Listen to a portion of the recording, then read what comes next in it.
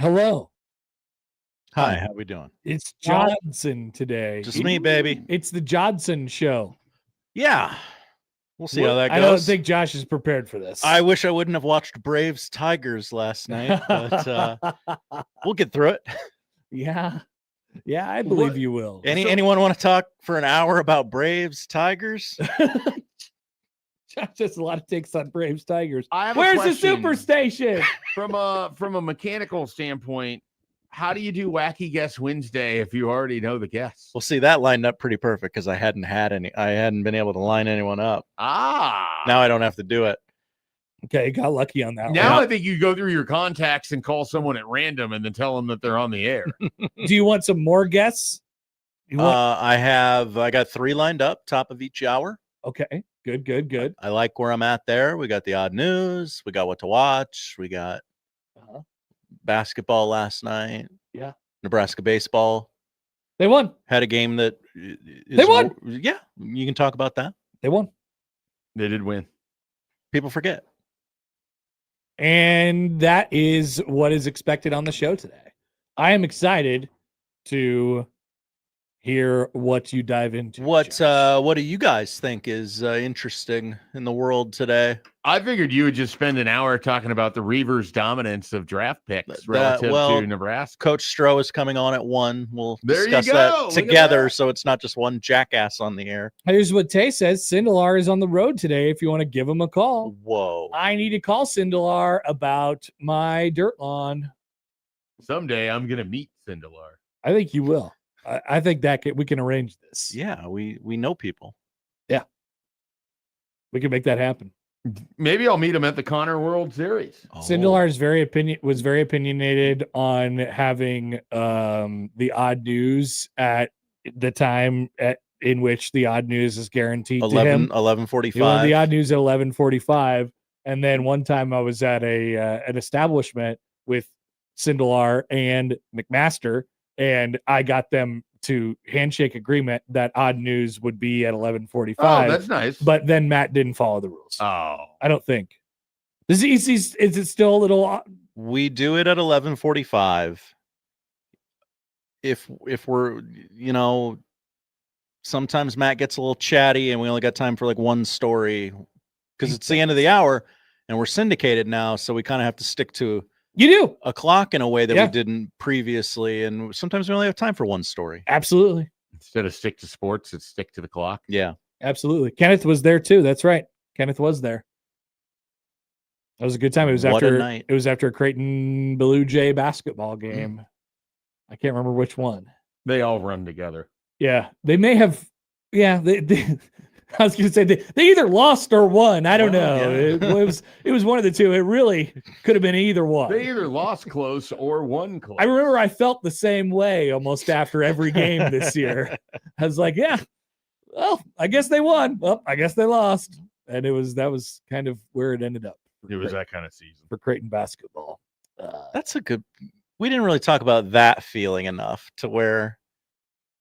Even if they won, it was just kind of a meh. Yeah. I don't know if this is really going anywhere because they lost enough games in the earlier portion of the season where it's just the thing is, their wins were sort of insane at times. They were. You beat UConn at home. You have the walk-off 3-pointer at the buzzer from Nick Graves, right? Against Seton Hall. It was really fun in that regard because they really did get to live in their own drama no matter what, but more often than not, it was like the inexplicable, how is this game now going against them? The games got to live in their own little vacuum. They just kind of existed in their own thing because they didn't really mean they were anything. Part of a bigger piece to something. No, like you can think of a lot of regular season wins over the last several years where it's like, oh man, they really needed that one to get whatever in the Big East.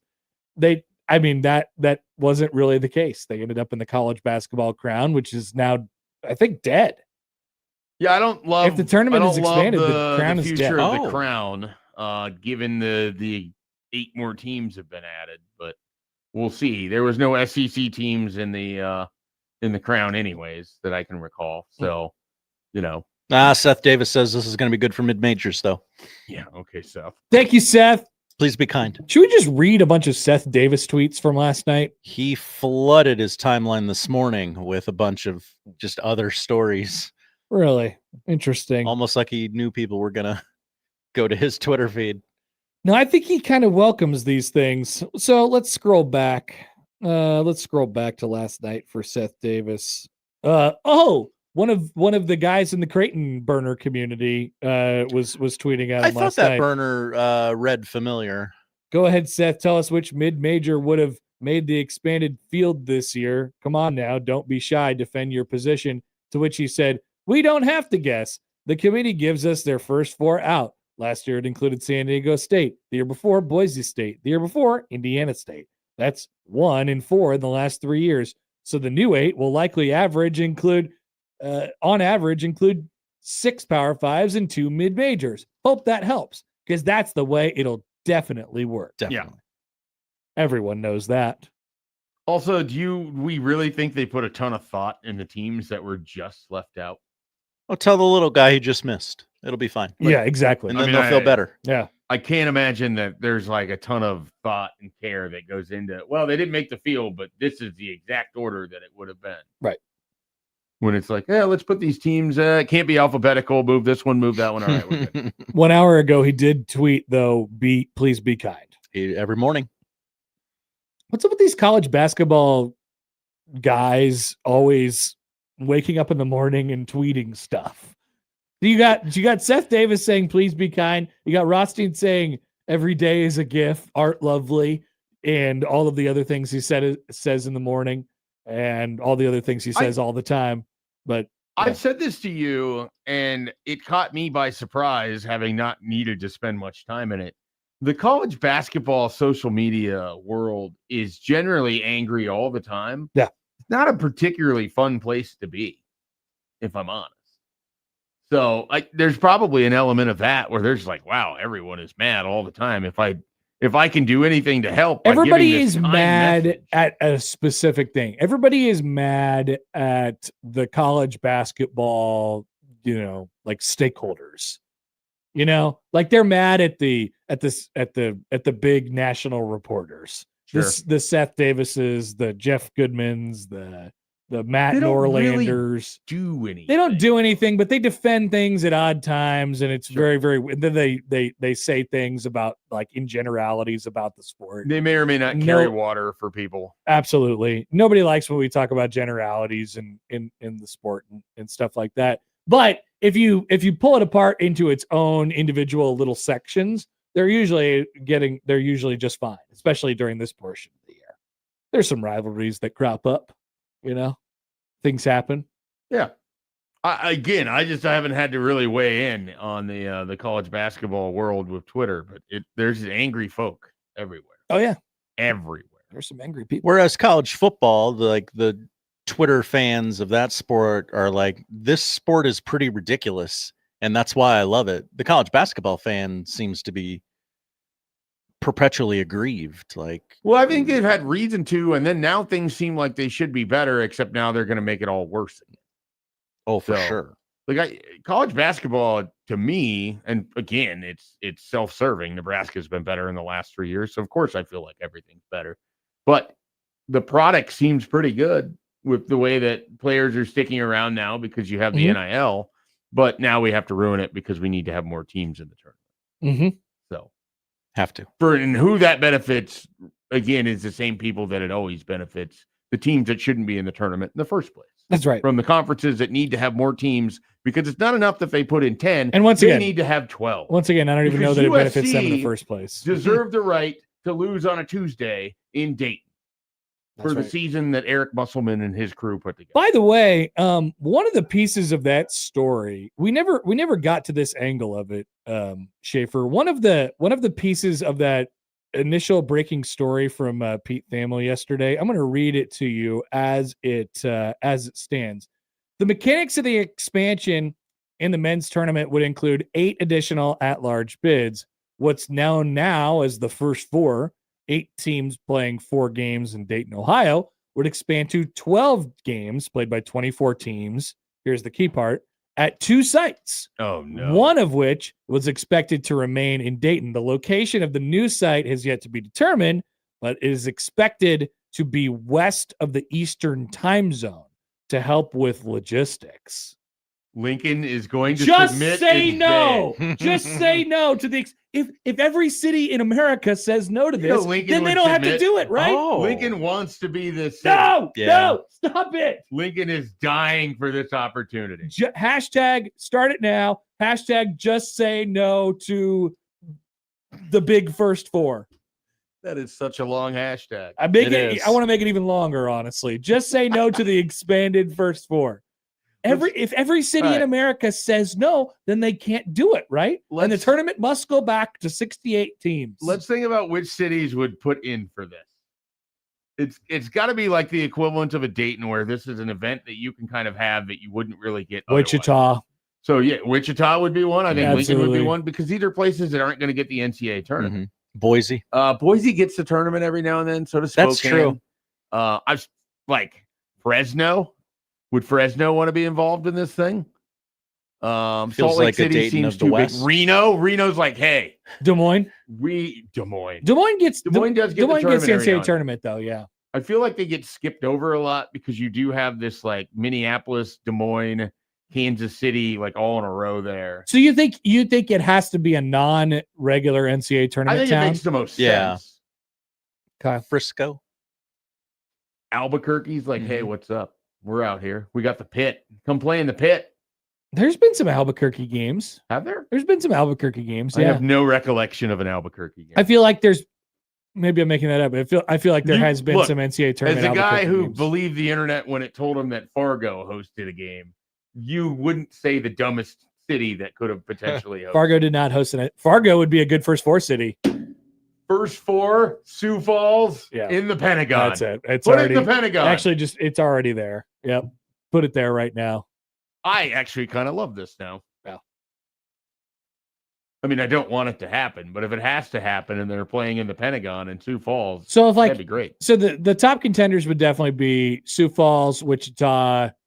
I think Lincoln would legitimately want it. They could all get together and they could just say no.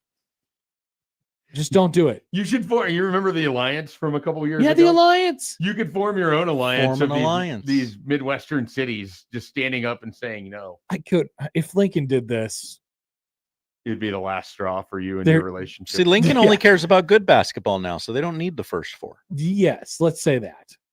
There's an element where all of this matters to me on a small level, that Nebraska got their win this past year, that there will never be internal debate that I would ever have to hear. Oh, no, that's a real thing that definitely crossed my mind yesterday.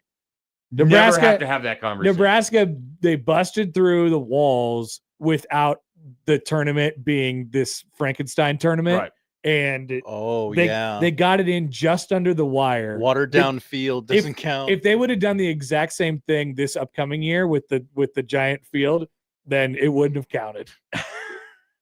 That would have been my contention. We anyway. don't have to have that. It never happened. Yeah, Lincoln's going to host the first four, sadly. Oh, no. The mayor can't wait to announce it. Lincoln is hey, we are starting all of our road projects at the same time. Also, the first four coming to Lincoln. Yeah, that sounds Even though it's not the first four anymore. What do they call it? The Tremendous 12? That's a good point. We got to think of a name. There's how many games now? There's 6 games. 12 games, 2014. Yeah. 12 games. Tremendous 6 games, 12. 2 nights. The Tidy 12. The Tidy 12. Tidy 12. It sucks. I mean, you would call it the Stupid 6. Yeah, I would call Stupid 6 squared. Stupid 6 each night. Yeah. Squared would make it what? No, squared would be 12. No. That'd be 36. Yeah. Good job with the math there. That's all right. That's all right. You didn't take this job to do math. I did not take this job to do math. Occasionally, I have to do the math. John and I were talking about the other day. I don't know why this came up. We were talking about you were in a baseball broadcast. Anything? We were doing a baseball broadcast. I think it was before the baseball broadcast, and we were talking about cities that had been poisoned in our brains.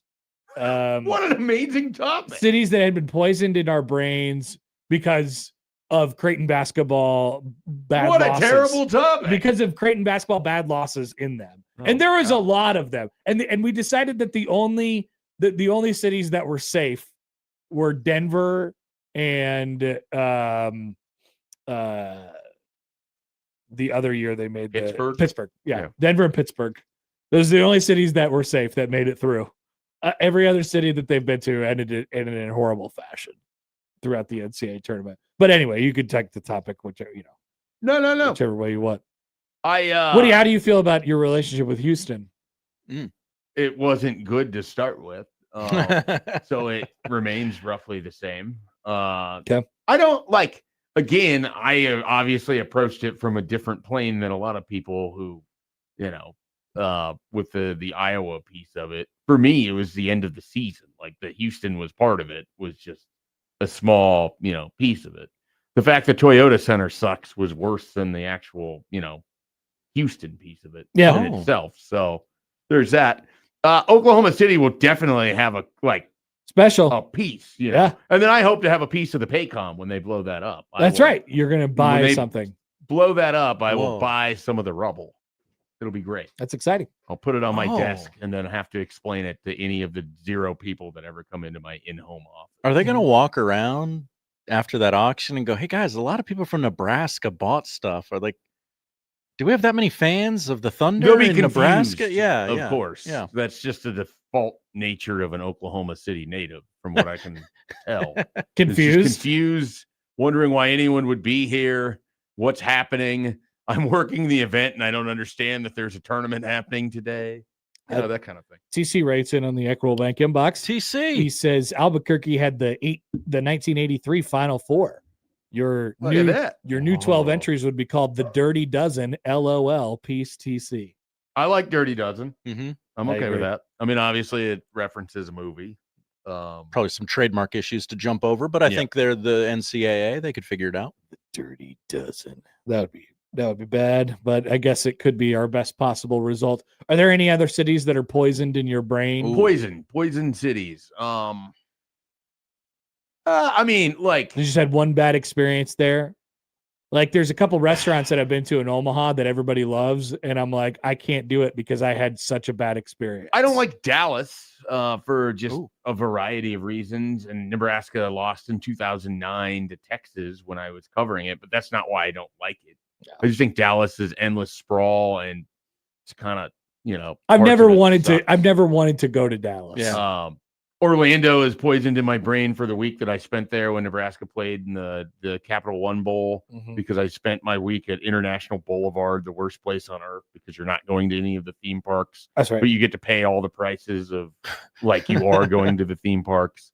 Then Orlando just kind of stunk in general. Other places, I have such a weird relationship with Chicago where, because I went there so much for the Big Ten media days, and that was such a dumb event. Well, welcome back this July. Yeah. Well, I won't be going. Are you or sure? at least as far as I don't know. I don't like the way you said that, but as far as I know, I'm not going. The morning show doesn't go. Well, actually, that hasn't been true. That's happened before. No, they've definitely been going. Yeah. Or they've gone. Yeah. Yeah, so Chicago would probably be in there, but it's not. One year Damon was bothering me while I was doing my show, while he was not doing his show on this station. That still happened. That's us. It would have a chance to happen again. The random Damon text, you never know. Mm-hmm. You never know. When you be on air, you're saying something, you're in the middle of your argument, you're getting a text from Damon trying to argue you. It might be happening right now. It could be. It might be in the process of it happening right now. I welcome it. Let's see here. I got a YouTube comment. Andy, Williams, Arizona, bunch of hicks and overpriced tourist trash. Ooh. I've never thought about Williams, Arizona before. Williams, Arizona? Great question. Let's go find I don't know what part of Arizona. Like, is it around Phoenix? It's got to be, right? Which Phoenix is just a series of 85 communities spread out. Williams, Arizona is very small in the middle of the desert. It is just west of Flagstaff. Okay, I've been to Flagstaff. Flagstaff's cool. Flagstaff, that's where they had to drop off. That's where they had to drop off what's her name's dead body in Vacation. Grandma. What was her? Yeah, what was her name? I don't know what her name is. Grandma's dead body in Vacation, but then the uncle was out of town, and they just left her there on the on the patio. I need to rewatch Vacation. Aunt Edna. It's been a long Aunt time. Edna, thank you. What a great movie. It has been a long time since I've watched Vacation. What a terrific And then movie. I never watched the remake of it. It may be the movie that I quote the second most in my life. Behind Dumb and Dumber. Behind Dumb and Dumber. Which I've never actually heard you quote much on this show. Dumb and Dumber? Yeah. You've quoted Vacation infinitely more than Dumb and Dumber so far through the first 4 months. Oh, I'm not around many Dumb and Dumber fans anymore. I'm not with Josh on an everyday basis. So he's not just saying, here you go.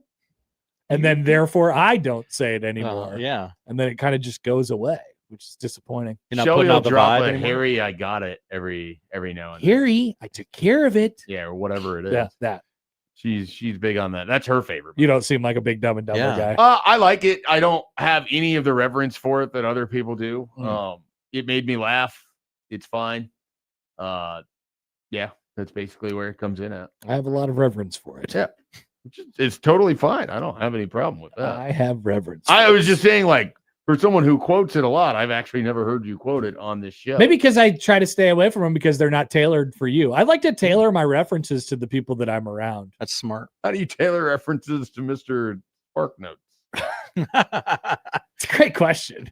Well, you never know what he's going to know. I don't think because you of the Spark actually Notes. tailor your Yeah. references. To the No, people you're probably around. right. I actually don't. But I like to, that you thought that you Yeah, did for a brief second. I think I'm being nice, but I'm actually just not. I'm actually only caring about myself the entire time. Yeah. That's all right. Which makes perfect sense. You got to look out for number one. Okay, so Andy says it's an hour drive from Flagstaff to where they shot the Grand Canyon scene with Rusty. Okay, this is good. I got to go see this. Can I go see the jump where he landed the car 50 yards? Do you think there's a sign memorializing the 50 yards.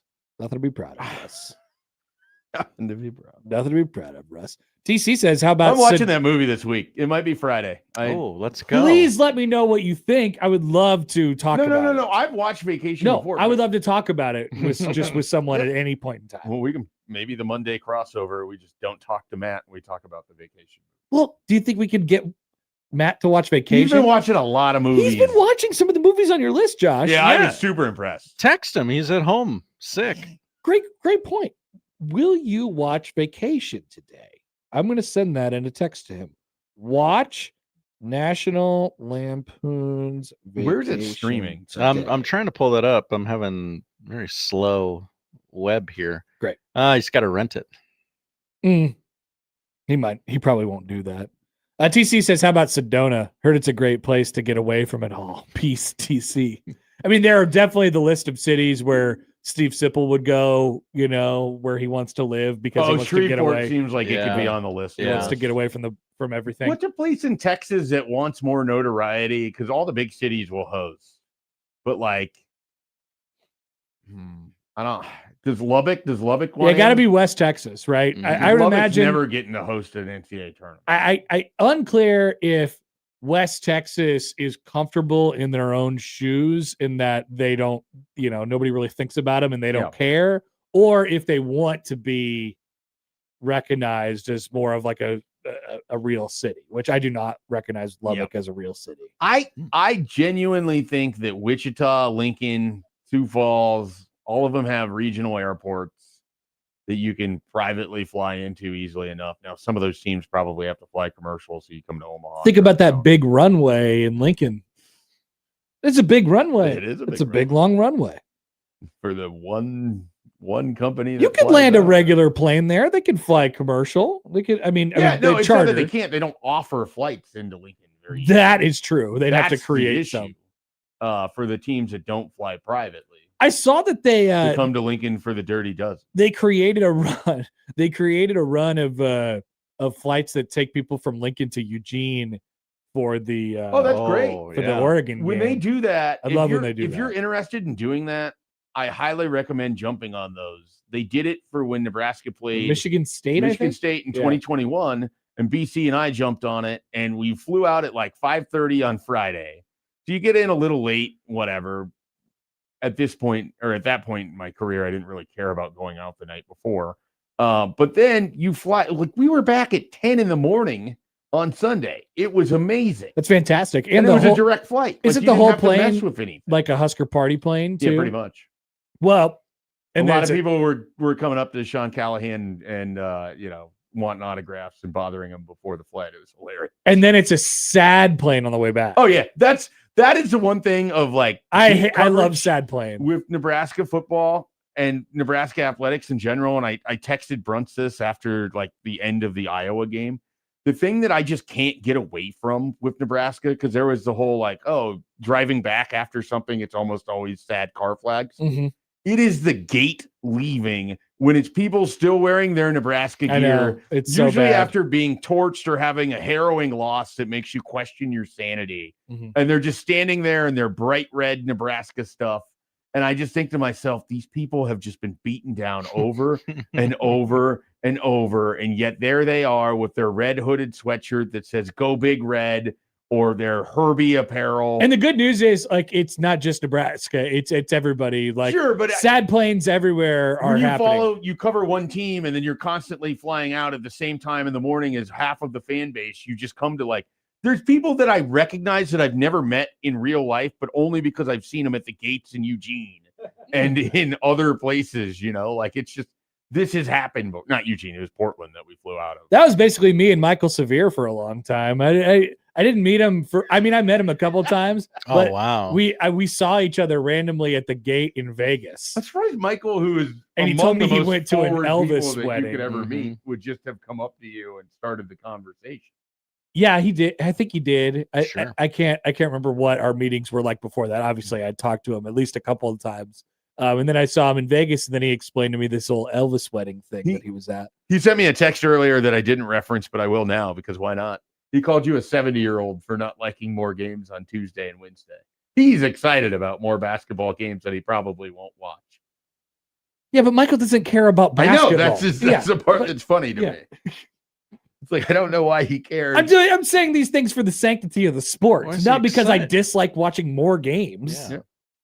Look, I get it. Of course I like watching more games. I'm going to watch the games. I went to the college basketball crown. You have no understanding of my sicko-ness if you don't think that I'll watch those games. They're NCAA tournament games. I am aware. I know how sick you are. All right, so I have heard back from Matt. I told him, watch National Lampoon's Vacation today. He said, on it, I'll put that on after Game 4 of the 2015 NLDS. Oh my! So he will not be watching it. I don't understand the obsession with watching games that have already either occurred or the ones that he wasn't alive for. But everyone is different, and I have to acknowledge. We did last time we were at 1620 TikTok House in Kansas City. We did watch the American League wildcard game in 2014 at my request. Demand. Somebody gave me the remote and said, here's YouTube. Yeah. And I said, all right, I know one thing that we could do. I know what we can watch. Yeah. It did come about pretty quick. I don't recall a lot of discussion. And then we were just in there, and then we watched the OJ chase afterwards. Matt had never seen it. That would have been a much better use of it. And then we watched the prank call to the OJ case, and Al Michaels had to say that it was a farcical call because the guy said Baba Booey. Pretty great stuff. Pretty great stuff. He just had to hold Peter Jennings' hand through the whole thing. Yeah. Wow. Hey, Peter, that was a farcical call. Kenneth says, God, I love sitting down and watching happy old games. You know, the clips on the aggregator Twitter accounts are really good for that these days. That Jay's Classic account. Yeah, that's a good one. Every single day. I have not met the Jay's maybe I have met the Jay's Classic guy, but I don't remember I don't know who it is, who's behind it. I need to meet these people and say thank you, because I am blessed with clips on my timeline every day.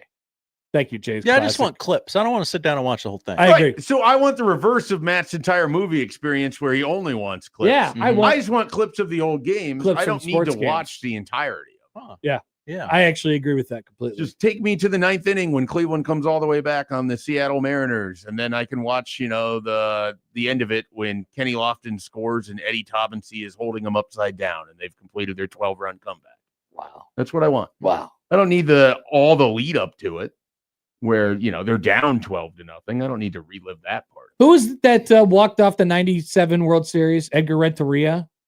No, it would have been he was a shortstop. Edgar Renteria. Was it Edgar Renteria? I don't think is it really Edgar?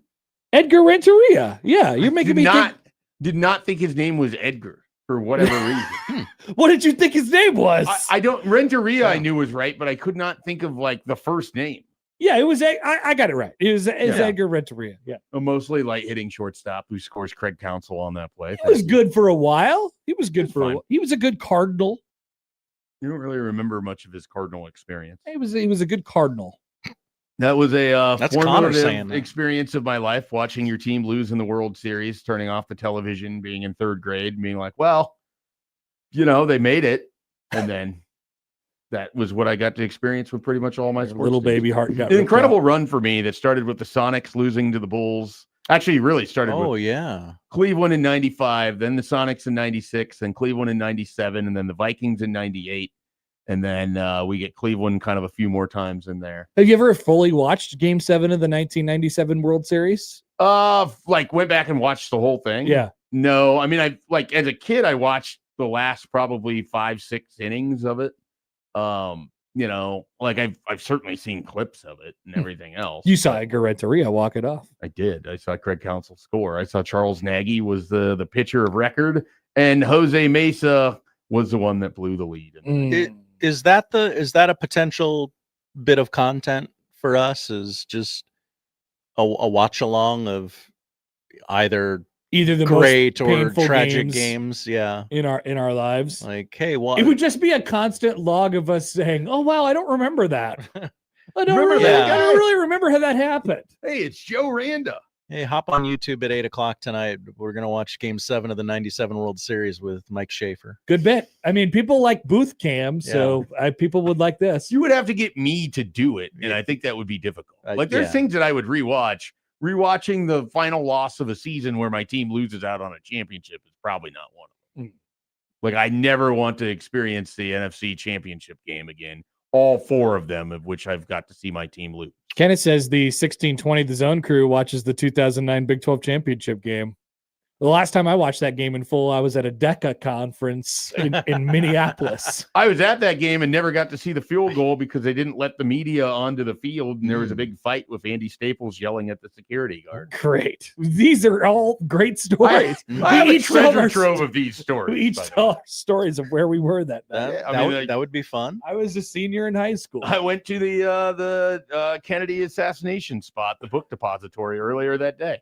It was then became the lead. You asked me the other day if you the hungover motorcycle cup. Trunk motorcycle cup there. You asked me if I appreciate good leads. When Nebraska lost the lead to my student column for the Daily Nebraskan had something to do with Dallas being the city of conspiracy, or launched 1,000 conspiracies. Add another one to the list with Mac Brown and his one finger. It was something along those lines. It's pretty good. Yeah. When I wanted to, I could be a pretty good writer. then I started covering recruiting, and everything was formulaic. And so-and-so came on a visit. Here's how he felt. This is what he said. This is what a coach told him. He might come back.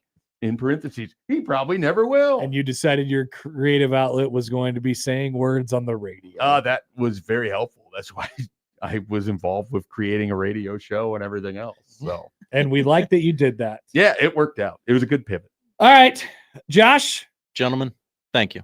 You are very, very welcome. Enjoy the show. I hope everyone else will enjoy the show. Josh will get to, just absolutely, rip it. You don't get to say much. Stream of conscious radio here today. Okay. So. Yeah. Do the Braves play a day game? No, I don't think so. Okay, that would have been tough. Yeah, hard to watch the Braves when you're. There is a lot of day baseball today if you wanted to throw that on. Guards. You get Guardians, Rays. You're probably good for a 1-0 finish there, like last night. Guards ball. Gavin Williams pitching. He's pretty good. He'll be on someone else's roster. You can watch the horrible White Sox and the horrible Angels. They play each other at noon. That's kind of exciting. Nope, not selling me on that. Okay. What if I told you Yusei Kikuchi was one of the pitchers? Yeah. Would that change your mind? I mean, it chances for home runs goes way up. I like runs. All right. Well, enjoy. Thank you. That is the crossover powered by Everlevel Concrete Repair in Omaha at everlevelconcrete.com. Middays with Matt featuring Josh is up next.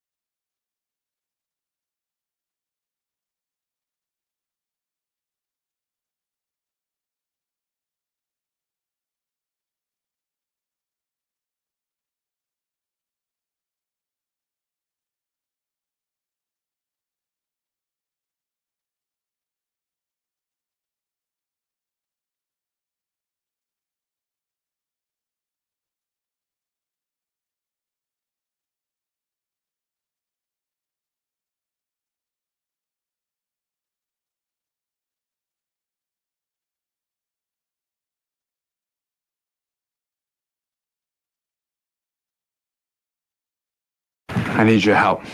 I can't tell you what it is. You can never ask me about it later, and we're going to hurt some people. Whose car are we going to take? I have a lot of things I want to get off my chest. That's an absolutely horse crap call. Make room for Daddy! But they are who we thought they were, and we let them off the hook. Chicago is.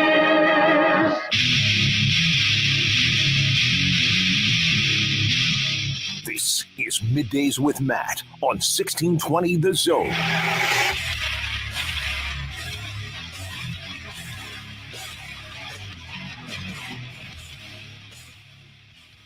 Good morning, 1620 The Zone, Middays with Matt. Producer Josh Odson in for Matt McMaster today. He'll hopefully be back tomorrow. Never know, though. We'll keep our fingers crossed. Get well soon, Matt. We hope to have you in this very room tomorrow. Until then, you get me, producer Josh Odson, washing and drying the dishes like a single mother. Today, I am producing, I am hosting, I am program directing during the breaks. Easiest way to get in touch with the show today is that Prairie Flower Casino Zone hotline, but you're going to want to text it, 402-951-1620. Not going to pick up the phone. Just, I can juggle 4 balls in the air at the same time, but not 5. So whoever's been trying to call into the station over the course of the last commercial break, hang up. I'm not going to answer. You can text us, 402-951-1620. If email's more your thing, that's fine too. We got one of those, the Equitable Bank Zone inbox, where they take banking personally. You can reach me, Josh O, at 1620thezone.com. Make sure you throw that O in there, or Josh Peterson is going to be very, very confused as to what you are talking about. Today on the show, happy to run down excuse me, stop. Forgot one other way to get in touch with us. It's the Liquid Trucking Zone Twitter feed. I'm not calling it X, okay? You're not either. Let's not let, a lot of news outlets are recently on X, formerly Twitter. Let's just be real people, okay? You don't call it X. I don't call it X. We call it Twitter. It's Twitter. So it's the Liquid Trucking Zone Twitter feed. We thank them for supporting us here at 1620 The Zone. What can you expect on the show today? Well, probably a lot of the word because, as I said in the crossover, really regretting my decision to watch Braves Tigers last night instead of anything that matters. NBA playoffs, didn't watch them. Heard maybe I should have. We'll talk some tournament expansion, a lot of baseball going on, including the Nebraska Cornhuskers winning another thriller in a walk-off. We'll have Evan Bland on at noon to talk about the Huskers' attempt to host a regional, 12th in the RPI right now, if I'm not mistaken. So I fingers crossed, looks pretty good if, things go the way they're supposed to go, but down the stretch. For Nebraska baseball, we'll talk about them at 11. That's the very next segment. We'll be joined by Jon Walker of the Omaha World Herald to talk Creighton basketball and college basketball at large. 5 for 5. How's that going to impact Creighton? Are they done acquiring people in the portal? Some say no. Tournament expansion, and probably talk some NBA playoffs with ball knower Jon Walker. And at 1 o'clock, Scott Strohmeier, head football coach of the Iowa Western Reivers, is going to save my ass. We'll talk the spring game. That is coming up for Iowa Western on Friday at 6 o'clock right there on campus at Iowa Western. And we'll talk about the 6 Reivers taken in this weekend's NFL draft, the most JUCO players from one school taken in a singular NFL draft this century is the way they are framing it. I would like to see the research that a school has had more ever, but I just haven't had time to ask about it. So we'll get into that. And, anything else that comes up, I'll probably spend a segment just reading the internet to you. Nothing. Alex and Lincoln. texts the show. Hi, Alex. How elite is Acuna? Very elite. Not the most elite since the season started, but I imagine by summer we'll get there. A lot of hitters that played in the World Baseball Classic, a little off to a slow start, which is actually the exact opposite that, I thought those hitters that were in the World Baseball Classic would be off to a head start headed into the season, but a lot of them seem to be struggling. John texts into the show. Hi, John. The two Joshes at the Zone apparently hate talking to listeners on the phone. Sad. No, Josh Peterson hates talking to you on the phone. I'm not able to talk to you on the phone. There's a difference. Text from the 303. This is the first time this person has ever texted us out there in Colorado. Hi, Colorado. I heard you and your colleague. I haven't read this text, so I don't know where we're going. I heard you and your colleagues discussing the 1997 World Series. I strongly recommend you read the book, The Chicken Runs at Midnight, and then rewatch that game. You will have completely new perspective on the game. Also, the book is incredible. I promise you will love it. Thank you, 303. I'm familiar with Chicken Run, the animated claymation movie starring Mel Gibson, but we don't talk about that anymore. So The Chicken Runs at Midnight, we'll have to put that on the list. Maybe the readers at the station here can read it, and I will spark notes it. I will collect information via osmosis through their actually having read the book. I read comic books because they're shorter. Let's see. What else do we got going on today? Do want to, before we get into talking to Jon Walker here in the next segment, we're doing this thing with the Savannah Bananas, and it's a really cool prize package. A lot of people, like we here at the Zone, are like, the Savannah Bananas, that's not real baseball. Get your kids to watch real baseball. Kids don't want to watch real baseball. They want to watch the Savannah Bananas. I get it. A lot of people, tried to get tickets to their 2 games over there in Lincoln and just weren't able to. We've got 4 tickets in a suite to the Savannah Bananas at Memorial Stadium, June 11th. We'll throw in $200 for whatever it is you might need $200 for. We're not asking questions. Here's the money. Take it. And free duct cleaning from McCarthy's 1 Hour Heating and Air. You can enter online at 1620thezone.com. Tell us your preferred walk-up song. Like, hey, if you were batting in a Savannah Bananas game or a Major League Baseball game, what would your walk-up song be? You enter that, you tell us your email address so we have a way to contact you. We'll pick some at random, and from that list, we'll pick a winner, and they'll get to go to the game at Memorial Stadium. I know some of the graphics out there say that it's a different game. Just want to be crystal clear on it, which is why I bring it up. Memorial Stadium, Suite, June 11th. That's the game we're going to send you to. Just to clarify, and I know a lot of other people are just like commenting on our Facebook page or Twitter what their walk-up song would be. That doesn't get you entered.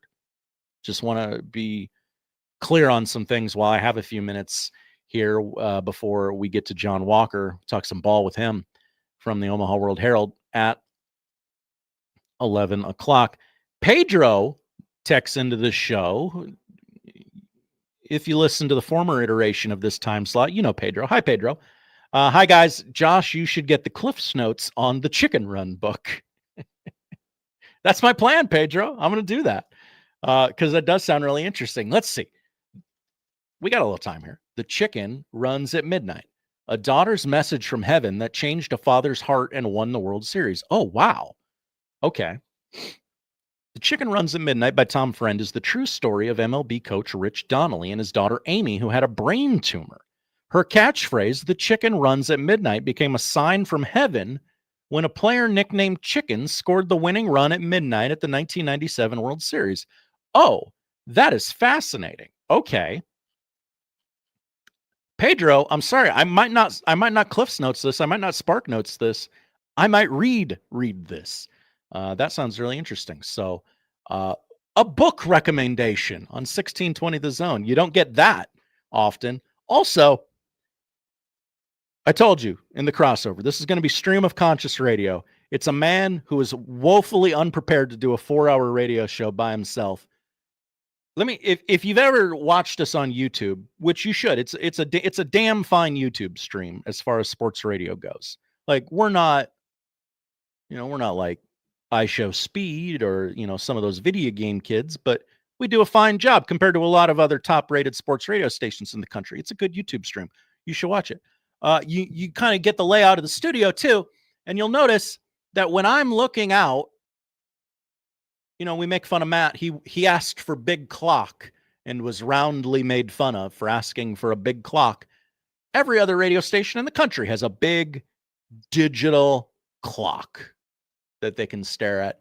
I am just now in this moment realizing I have to turn my entire body to the opposite side of where I'm normally looking to see a clock. We're syndicated now. You got to stay on clock.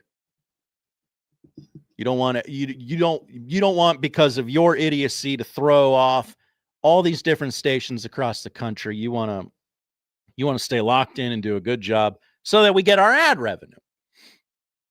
There's no clock in front of my face because I'm looking at this camera in front of me. I'm looking at the two monitors I have in front of me. To my right, and I mean like behind me to my right, is the only clock that matters. I have clocks on my monitors. One says 11:05, one says 10:50. Those are different times. But the clock that matters says that it's 10:50. So now I know which clock to look at. Told you, stream of conscious radio. Didn't say it would be good, but we will get to 2 o'clock together. Stick with us. We will be joined by Coach Scott Strohmeier at 1 o'clock at noon. It's Evan Bland talking Nebraska baseball. But coming up next on 1620 The Zone Middays with Matt, it is Jon Walker of the Omaha World Herald. He is our Wednesday friend. We will talk Creighton basketball, college basketball tournament expansion, 5 for 5, probably some NBA playoffs in there as well with our friend Whiskey. It's coming up next on Middays with Matt. Producer Josh sitting in for Matt McMaster today on 1620 The Zone.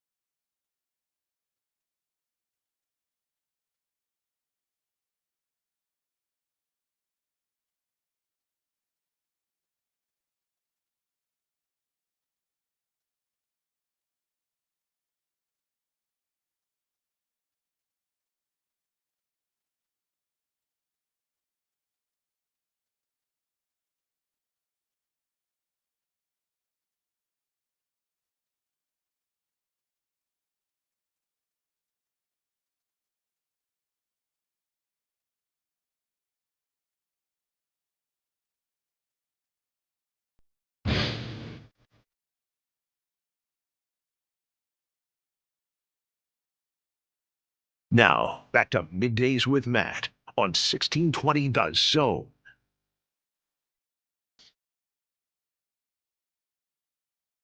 1620 The Zone, Middays with Matt. Matt is out today. Producer Josh in for him. No one in for me, though. Pulling double duty. Had to call in our Wednesday friend, Jon Walker of the Omaha World Herald. Mr. Walker, how the heck are you today? Man, I'm good, Josh. I would ask how you are, but I know you have to be scrambling today flying solo, no? No, not scrambling at all. Wherever would you get that idea? I'll patronize Matt next week if he's no longer sick.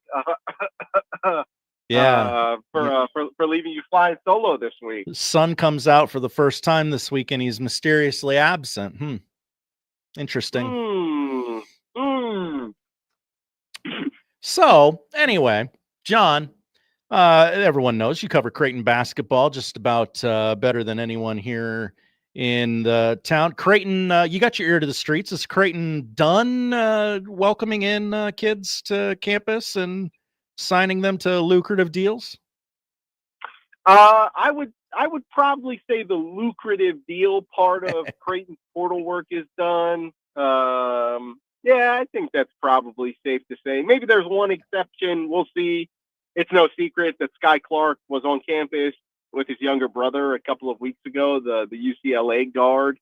So I don't know. Maybe I don't really know what it takes to get him if his eligibility clears up. But Josh, I wrote about it a little bit yesterday. Creighton can now get back to its normal to-do list as far as the off-season is concerned, at least for the time being, because we found out on Monday that we are headed toward 5-5.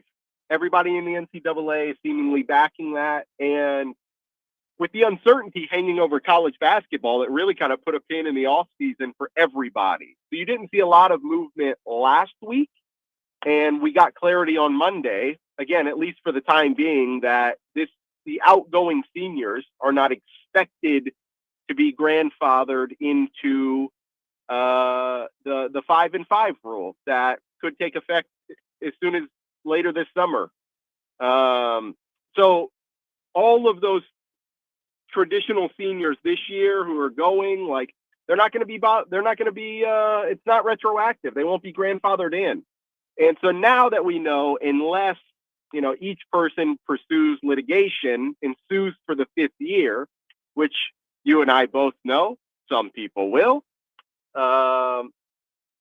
generally speaking, the fact that we have some type of clarity, kind of lets the college basketball offseason resume, at least for the time being.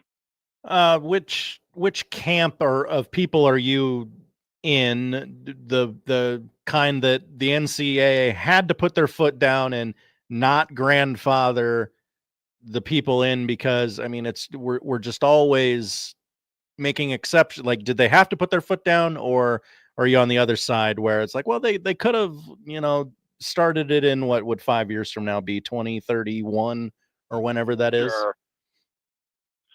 I'm probably, I truthfully thought, excuse me, I thought that the seniors should be grandfathered in solely because I think it's going to end up happening anyways.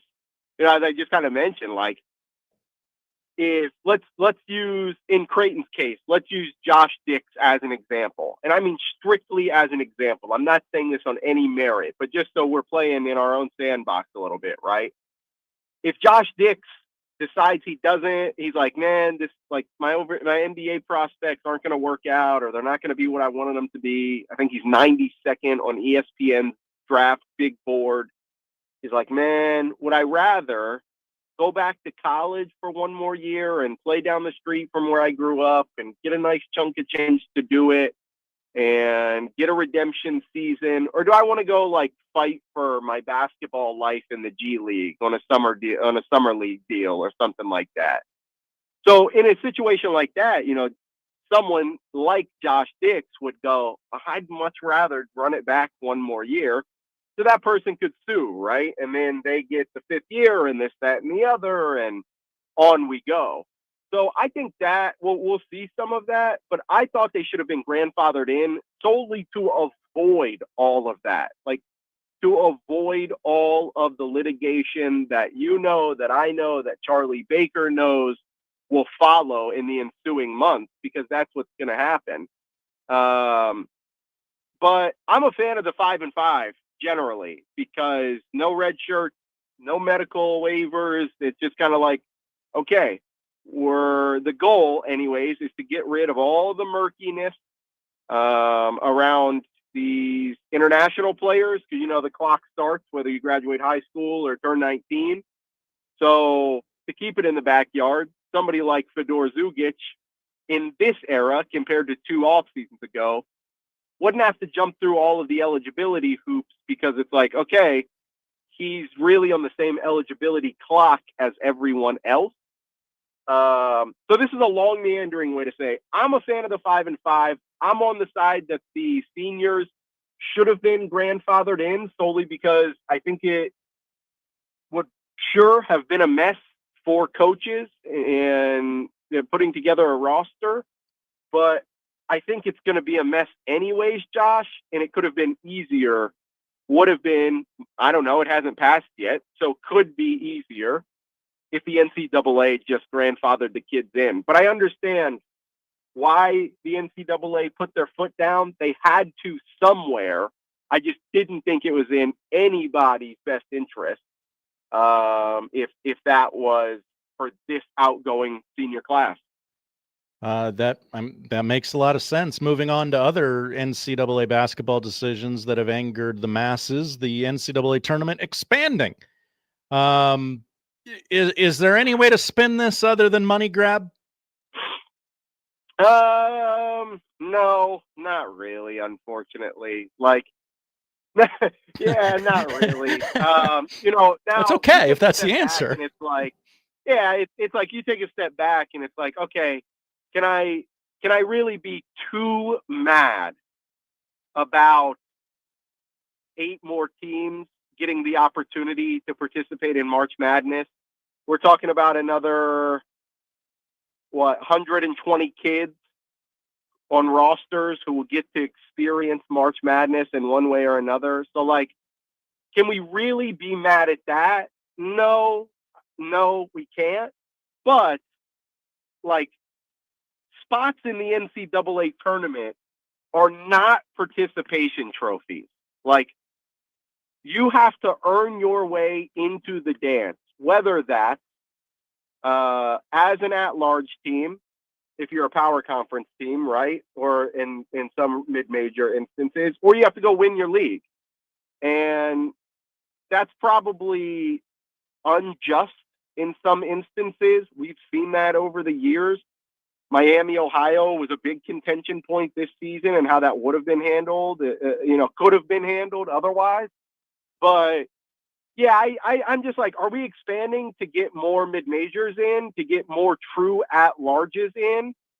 No, we're doing it to expand the field. Now, the really interesting thing, Josh, is teams get paid on like a scale for each NCAA tournament win. So their conference gets a cut and this, that, and the other. So the only benefit, I don't know if you've seen the restructured like opening round, if you will, because it won't be the first 4 anymore. We called it the Dirty Dozen this morning. Yeah, the Dirty Dozen. Like, the format for that would pit a 16 seed versus a 16 seed, and then they would play the 1 seed, and like, so that's where it's like, okay, are we really going to make the 16 seeds work even harder to pull off the improbable? Yes, but Josh, it now makes it more opportunistic for those 16 seeds to go get a win in March Madness. Okay. And then receive a payout because of it. So, like, it has its hidden benefits. Definitely. But we all know that, yes, this has everything to do with TV rights and media deals. Thus, it has everything to do with the NCAA's bottom dollar, what they're trying to make and will make, higher than it's ever been. Have you heard anything about the Dayton hosts the first 4 games? They need a second site. Have you heard about anybody throwing their hat in the ring to be the second site? No, I haven't. Omaha would be interesting though, but also Omaha, Lincoln, there's a lot of Midwest cities that, the tournament doesn't roll around for them. This might be a good shot. Lincoln would be a really good one. And I promise you, I'm not crapping on the city of Lincoln when I say this. However, as we've seen, it's really hard for Lincoln to pitch the NCAA on bringing the tournament, whether it's the first or second weekend, to Lincoln, because you have Omaha an hour away. And the CHI Health Center is so advantageous for most performers, and in this instance, college basketball teams, because it's attached to the convention center. So like you can literally just pull your bus straight into the convention center and walk into the arena. Not to mention, it is literally, actually, minutes away from the airport. So, it's just like the deck in some ways is stacked against Lincoln as far as getting the first or second weekend. But why couldn't a city like Lincoln get half of the dirty dozen? Yeah. You know what I mean? Like, why couldn't they? Because I'd say that's comparable to Dayton. Probably bigger, yeah. I'm spitballing here. Lincoln's probably bigger than Dayton, if I had to take a really good guess. So yeah, somewhere like that would be perfect. Is that it's Lincoln? At least twice as populated? You said it's nearly twice as populated? It's more than twice. Lincoln 300,000 residents, Dayton 136. Yeah, so like why couldn't Lincoln host half of the dirty dozen every year? You know what I mean? Like you could then let's take next year, like this upcoming season, for example. The second weekend, I can't remember. One of the weekends is coming to Omaha. Yeah. And could you imagine pitching these teams on and fans? Hey, come to Lincoln. And then you can just drive right down the road and spend the week in Nebraska and catch so much of March Madness throughout the first week. Like, yeah, so why not, man? I've not heard anything. But, if they're going to look to keep something centralized, Dayton is kind of centralized. If they're going to look to stay central so that it's easier for these dirty dozen teams to get elsewhere once they move on, then I think Lincoln would be a great spot if they so chose it. Absolutely. Kind of shifting gears here to the NBA playoffs. I know you're a fan of all basketball. What's kind of tripping your trigger in the NBA playoffs? What do you find most interesting so far? Yeah, so I'm a LeBron guy. I'm a LeBron guy. Have been since I was a kid. I think he's been like in the NBA for about as long as I've been alive. Oh, I read a stat yesterday, Walker. LeBron James has been in the NBA longer than he hasn't. Isn't that nuts? That's insane. Like, he has literally spent more than half his life in the NBA. Yeah. That's ridiculous. And so I'm obviously watching the Rockets and Lakers series. I pray to God the Lakers can close it out tonight because I don't believe KD's playing. So, like, can they close it out before the Slim Reaper comes back to haunt them? We'll certainly see. And then it's just like, okay, if they do advance, then you have to go play the Thunder. So good luck. But I'm really, really outside of that. The Raptors-Cavs series has been really intriguing. And the Nuggets-Timberwolves series is about to get a heck of a lot more intriguing because the Nuggets are now going to play, the corpse of the Timberwolves, essentially. Yeah. So yeah, we'll see if they can complete the comeback. But, yeah, it's been an insane opening round. and I think that's good for the NBA. Like, it's really, really, really bad for the Pistons, but it's really good for the rest of us that the Magic are up 3-1 right now. And then, that there's a lot on the line all of a sudden in that Cavs Raptors series, because you would get to play the Magic theoretically in the second round and have to go through Orlando to the Eastern Conference Finals, which on paper seems easy, right? You would think, like, yeah, you would think. So it's just like, I don't even know. I really have no idea. This feels like the first time in a long time there has not just been like an NBA gargantuan, and that it's not just like, hey, these 4 teams are going to play in the conference finals. Yep. I don't know. Maybe it's shaping up that way with the Thunder and Spurs, but like, it's like these 2. You can't just say these 4 teams are going to play in the conference finals, and 2 of those 4 will meet in the finals, and it'll probably be this 2. Like, sure, you could pick and choose, and you could say that this year. But I think more than recent memory, like, you're probably going to be wrong at some point, which, again, I think is a good thing. Give us the parity. Give us the unpredictability. Absolutely. It's been a heck of a lot of fun, and just, games that I'm not watching, I'm checking the score and I'm going, God, I should have watched that. That's the craziest thing I could have imagined happened. Yeah. Jon Walker, thank you. We'll continue to read your stuff. Everybody follow him for all the college basketball news you crave. Jon, thank you. We'll talk to you next week. Yes, sir. See you, Josh. All right. There he is, Jon Walker of the Omaha World Herald. You can follow him online on Twitter, as we discussed earlier. No one's calling it X. I'm not going to. You can't make me. At by Jon Walker. Got an email into the Equitable Bank Zone inbox during that conversation with Jon. It is from Terry, a.k.a. Tiburon Terry. Hi, Terry. Hi, Josh.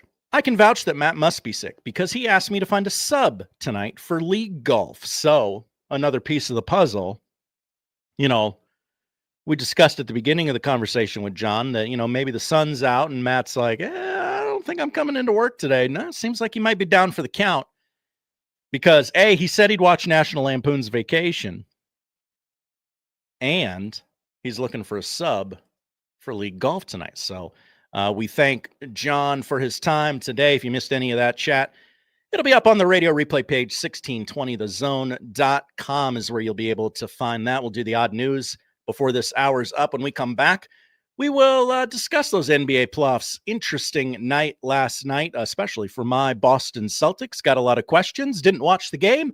Gonna need your help with that one.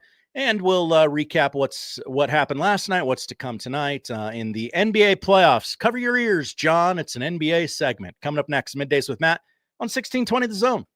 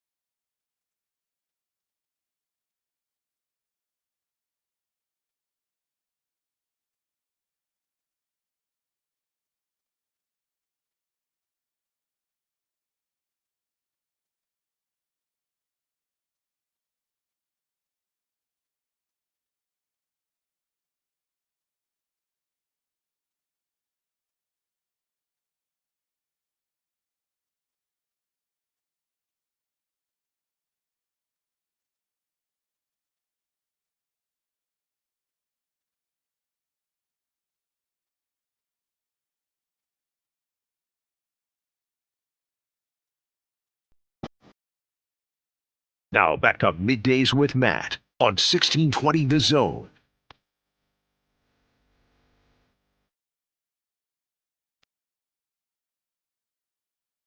The Zone, Middays with Matt. Producer Josh filling in for Matt today. Hopefully back tomorrow. TBD on that, though. Producer Josh hosting, producing. I don't know what else I'm doing. I'm getting people beverages if they need them around the office. Let's see what is happening here in the Metro this hour. We want to tell you about, there it is. I found it. Don't worry. Our half-off deal this week. It's to the Woodcliff Restaurant. It's voted Omaha's best outdoor patio. Perfect for that romantic dinner for two, or you can bring the whole family, enjoy all of Woodcliff's delicious food with a perfect view of Woodcliff Lake. Thursday's weekly burger special. Friday, the big fish special. You'll want to check those out this week. Two $25 gift vouchers. I did the math for you during the break. I cranked out the Atticus and found out that that's a $50 value. It's just $25.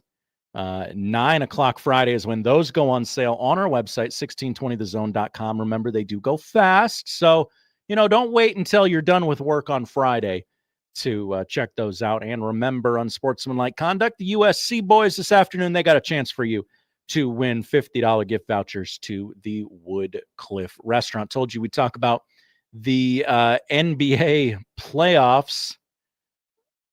John says on the Prairie Flower Casino Zone hotline, he sends a text in. That's the best way to get a hold of the show today. Good Lord, you don't have to do this, Josh. You are the producer and the talent today. Just say no to the NBA. To which I would reply to you, John, what else am I going to talk about? I don't know if you've noticed, not a lot happening. As I said in the crossover and some other spots today, I watched Braves Tigers last night. Nobody wants to talk to me about Braves Tigers. Did you see that Javi Baez injury? Kind of a fluke injury. Really rolled that ankle. Had to be carted off. You don't see a card on a baseball diamond very often. Nobody wants to talk. Nobody wants me to talk about that, John. So I am left to talk to people about the NBA playoffs last night. Spurs advanced. That seemed pretty inevitable. Won game 5, 114-95. Victor Wembanyama, 17 points, 14 rebounds, 6 blocks as the Thunder and the Spurs have advanced out of the first round towards their inevitable clash in the Western Conference Finals. And that's not a bad thing. Like I'd be pretty excited to watch the Thunder and Spurs play 7 times. I know a lot of people, myself included, don't necessarily love the way SGA plays basketball. I would like to watch SGA literally drive into Victor Wembanyama for 7 different basketball games and see the different variations and permutations of that matchup. I know they don't play against each other. One's very tall, one's very not, but he's going to be driving that lane, whether Victor's in the middle or not. So it'll be fascinating to watch. The Thunder looks like they'll have to play the Lakers. They have a 3-1 lead over the Rockets, who, okay, you go out there, you form a roster you think's going to contend, and it doesn't, and that's okay. That happens, right? But just and I'll admit I'm a very casual NBA watcher here. Boy, it sure seems like the Houston Rockets don't care that they're about to lose. Just the way they're talking about each other, about the games, it sure doesn't seem like they care. And in response to that, I would say just go home. Just, you got your one, you didn't get swept. Go home. Go to Cancun. It's fine. It's over. It's done. LeBron and the Lakers host the Rockets tonight at 9 o'clock. The other games tonight, Detroit. You gonna wake up? It's time to wake up. You're the number 1 seed in the entire Eastern Conference, and the Orlando Magic are about to gentleman's sweep you if you don't win a game of basketball tonight. Didn't see that coming. The Knicks won last night. They won Game 5 over the Atlanta Hawks, 126-97. Game was over after the first quarter. The first quarter of that game last night, they were up. Knicks scored like 35, I think it was. And you know, not that that's like an insurmountable lead, just the game was over. I mean, I saw more stuff about who was sitting courtside at the Knicks game last night than the actual game of basketball last night. 35-22 was the end of the first quarter score. Knicks were up 13 points at the end of one. And yeah, it was Timmy Chalamet. Tina Fey was sitting next to Tracy Morgan. The stars were out at the Garden last night as the Knicks appear to be, I don't want to say back, but they are up 3-2 in the first round over the Atlanta Hawks. They would play the winner of the Celtics 76ers series, who, boy, yesterday I was pretty sure that was going to be the Boston Celtics. Even yesterday at halftime, I was pretty sure that was going to be the Boston Celtics. Even in the third quarter, when the Celtics were up 11, I was pretty sure they were going to win. I was never concerned enough to turn off the game as I was watching Braves Tigers last night. I'm a poor, you see. I don't have a 2-TV setup. I have a phone and a TV. I had the score of the Celtics Sixers game on my phone, and I was watching it, looked away, looked back. Sixers had won the basketball game 113-97, which if you're a math major, you can tell that's quite a few points in an NBA basketball game, 16 to be exact. What the hell happened? Well, the Celtics scored 11 points in the fourth quarter, which is not enough. It seems like Joel Embiid took my challenge to heart and showed up.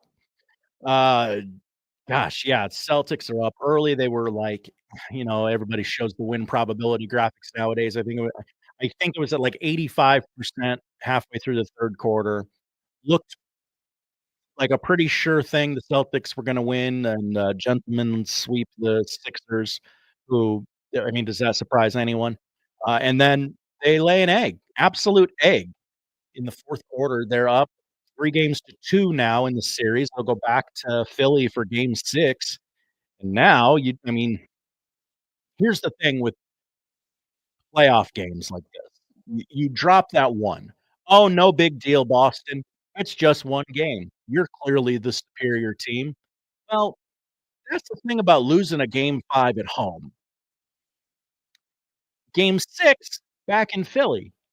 You roll the dice there, and you're like, oh, geez. I mean, Philly could win a home game. It's their barn, anything can happen.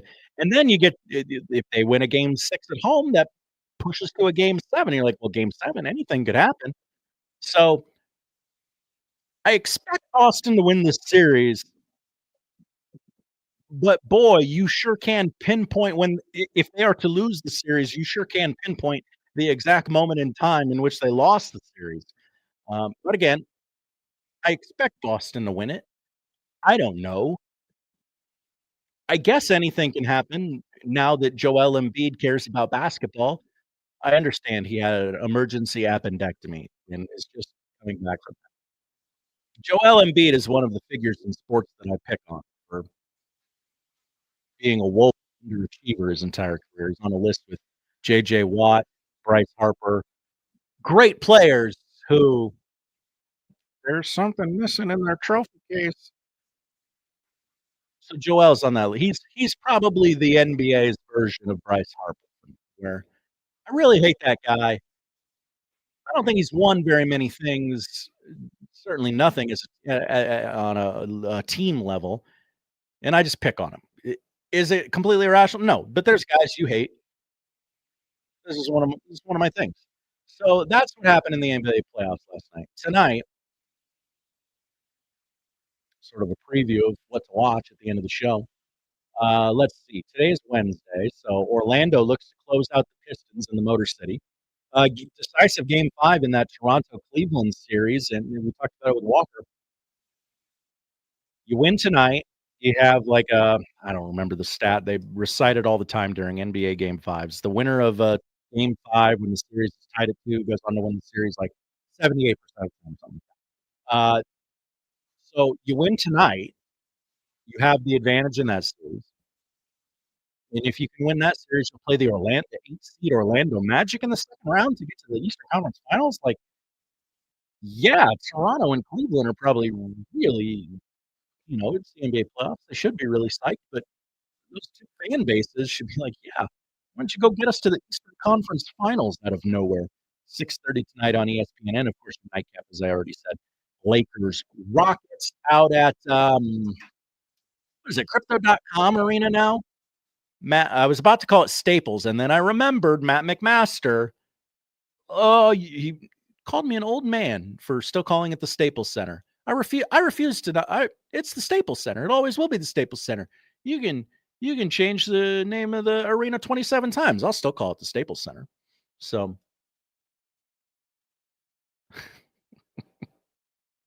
I'm getting texts from non-NBA lovers about this segment, which I imagine NBA lovers would probably still have beef with this segment. So let's go to break and do something A, I know I'm good at, and B, I know the audience likes.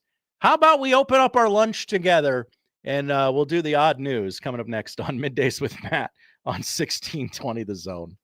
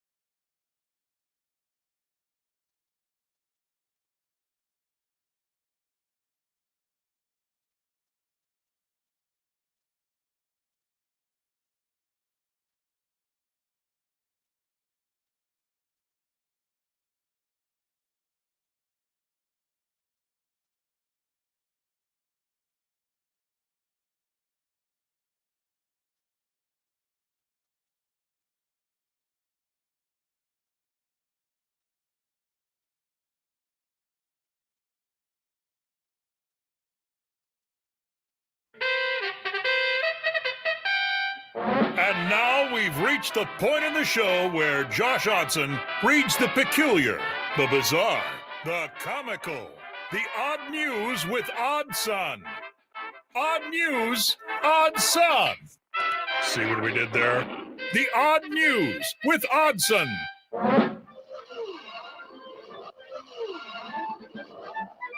Break out those snack packs, those little bags of chips that no one can only eat one of, and ho-hos. I don't know. What do kids put in their lunch for dessert anymore? I packed a lunch for my child today. I don't know what I put in it. Peanut butter and honey sandwich, a couple Oreos, and I think he put some gummy candy in there. Not those gummies. Get your heads out of the gutter. It's a kid, for crying out loud. Odd news. I take you through the weird and wild stories. This one has been in the hopper for 9 days. Matt hasn't allowed me to get to it. Normally, I would throw out a story that is this old that every other radio station in the world, every other radio show has commented on, made fun of. It's too good. I couldn't, but it also was never good enough to move to the front of the line and just do. So here it is. A group of students from a Kansas high school rode to prom in the Wienermobile. And when that's not all. There's more. Hold on.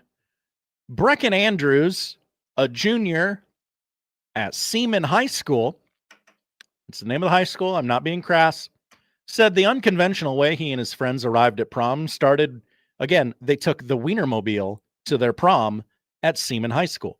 It started when they took a trip to a Sonic restaurant in Topeka. You don't have to put fast food. We know what Sonic is. You can just say Sonic article. They went to a Sonic in Topeka and spotted the Wienermobile parked at a local grocery store. One of my buddies was like, hey, can we rent this thing? I was like, well, what if we just ask about prom? What if they take us? It's tomorrow. Classic teenagers. Hey, can we have this tomorrow? No. Well, apparently you can rent the Wienermobile on short notice, I guess. The friends approached Maggie Dawson, the Wienermobile's hot dogger driver, with their request. I'm just used to asking weird questions like that, to be honest, Andrews told a local television station. I like talking to everyone, and it just made sense in my mind. You miss all the shots you don't take. Wow. What a quote from a high schooler. Dawson, remember, she's the hot dogger. The Wienermobile driver said the decision was easy. Of course, I will drive you kids to the prom at Seaman High School in the Wienermobile. We were like, well, what time is prom? And from there, we checked our schedule and we were able to make it happen. The Oscar Mayer crew delivered the students to prom free of charge. One of the students in the group said, people take limos to prom. This is basically just a big hot dog limo, to which that child is correct. Boy, you want to talk about being immortal at your high school? Like, you're never really going to reap the benefits of that. Like, sure, you and your little friend group, maybe for like the first year of college, people will be like, no, this guy's cool. He took the Wienermobile to prom. But at that high school, you remember the name. You don't need me to tell it to you. They will forever. They will talk about that for generations to come. Yeah, that was pretty cool. But that one group took the Wienermobile to prom. Like, yeah, like I'm thrilled that it came together for all of them, because, and you know, they're gonna have I'm sure they took pictures. Kids take pictures of everything nowadays, and they'll be able to tell everyone forever, even after the Wienermobile is a thing. Which, here in the year of our Lord 2026, I can't believe the Wienermobile is still a thing. But I say that, and I also, if I see the Wienermobile in a grocery store parking lot, I go, oh my goodness, the Wienermobile's here. So I'm kind of talking out of both sides of my mouth here. We go to Wisconsin for story number 2. A new speed limit sign posted outside a recycling center in Wisconsin is drawing attention for its oddly specific number. 17.3 miles per hour. Outagamie County Recycling, sorry if I butchered that, and Solid Waste in Appleton, I know I got that one right, announced on social media that the new speed limit at the recycling center is 17.3 miles per hour. Why 17.3? Because it makes you pause. It makes you look twice. And most importantly, it breaks that autopilot feeling we can all fall into when driving familiar routes.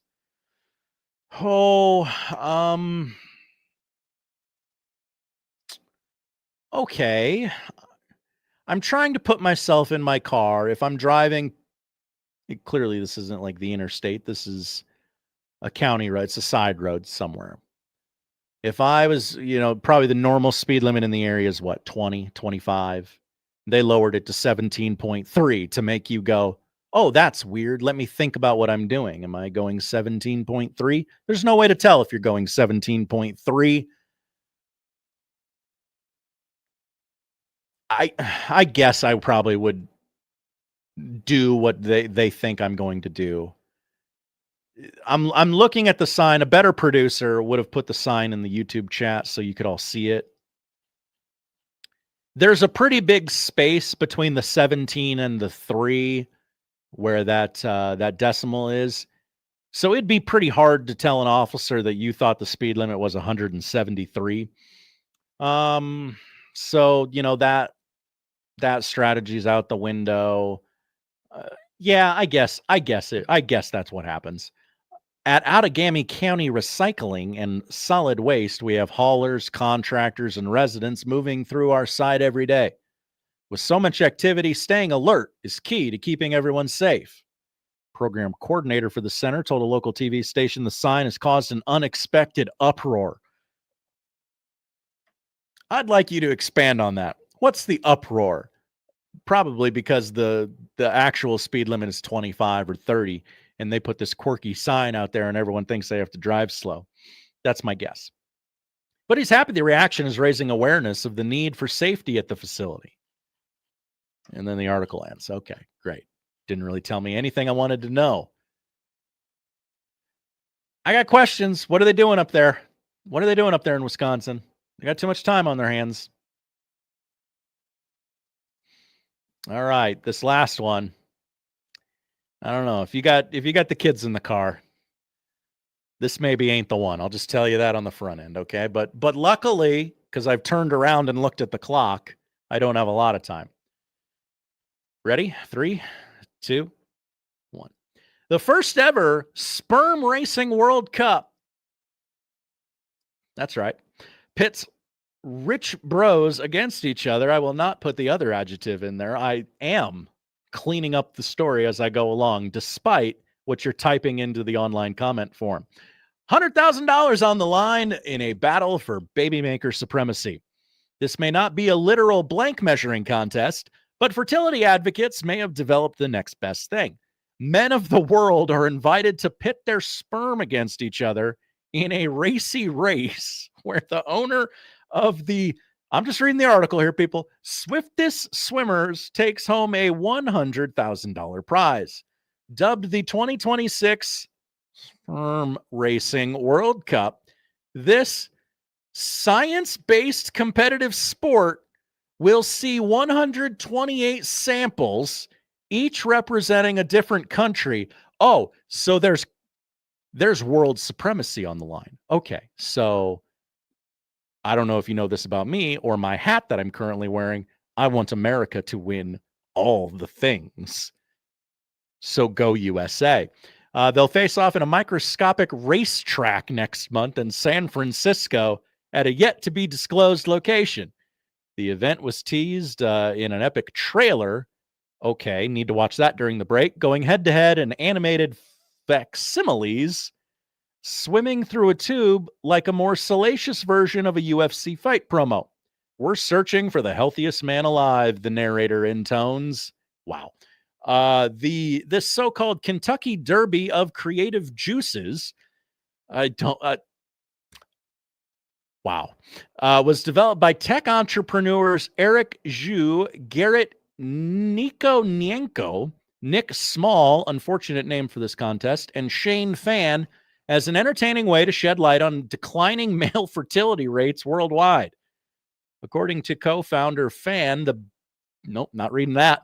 The event has attracted more than 10,000 male applicants from around the globe, including hopefuls from the U.S., Iran. Odd that you put those two countries back to back in the article. Feels like you're doing something. Israel and even North Korea.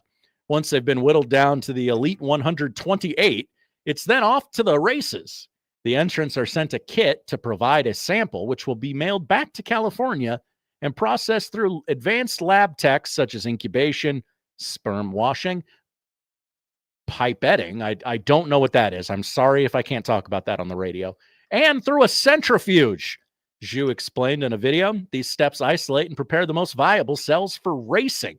Then, under a microscope, the competitors race each other along a customized track where they will have to travel a straight distance of 0.02 inches, approximately the size of a granule of salt. All the while, a controlled microcurrent flows through the channel, creating resistance, pushing each racer to its limits. Despite the tiny course, times can range from several seconds to over 40 minutes, depending on whether the sprinters get stuck on an obstacle. For reference, the swimming speed of normal human fluid is approximately 5 millimeters per minute.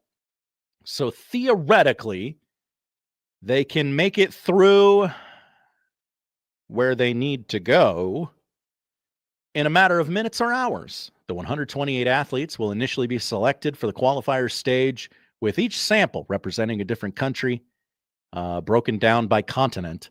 They'll be timed individually and then put in a heat based on their motility or speed. Then, much like their soccer tournament namesake, the World Cup has to sue these guys if they're calling this the World Cup of that type of racing, right? Just on principle. Like, hey, we can't be associated with this. What are you guys doing?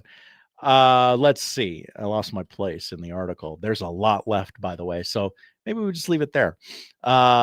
So if you are so inclined, I don't know, Google that on your not work computer and bring pride back to this great country of ours. Boy, we could really use something to rally around as a country, and I think this is it.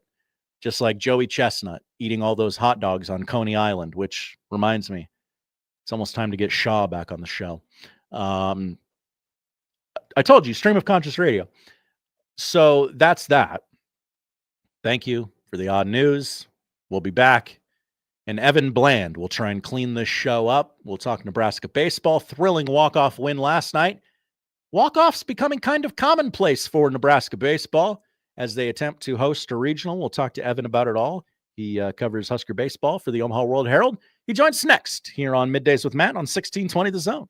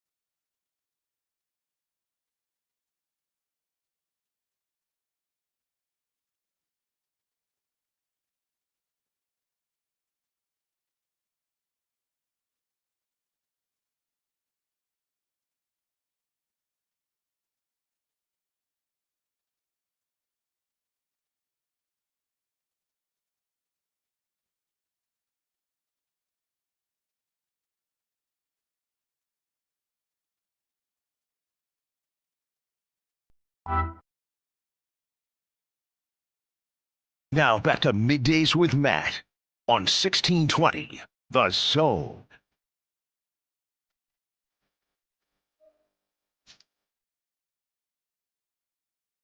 Middays with Matt here on 1620 The Zone. Producer Josh Hodson filling in for Matt today. He could be back tomorrow. We'll see. I don't know yet.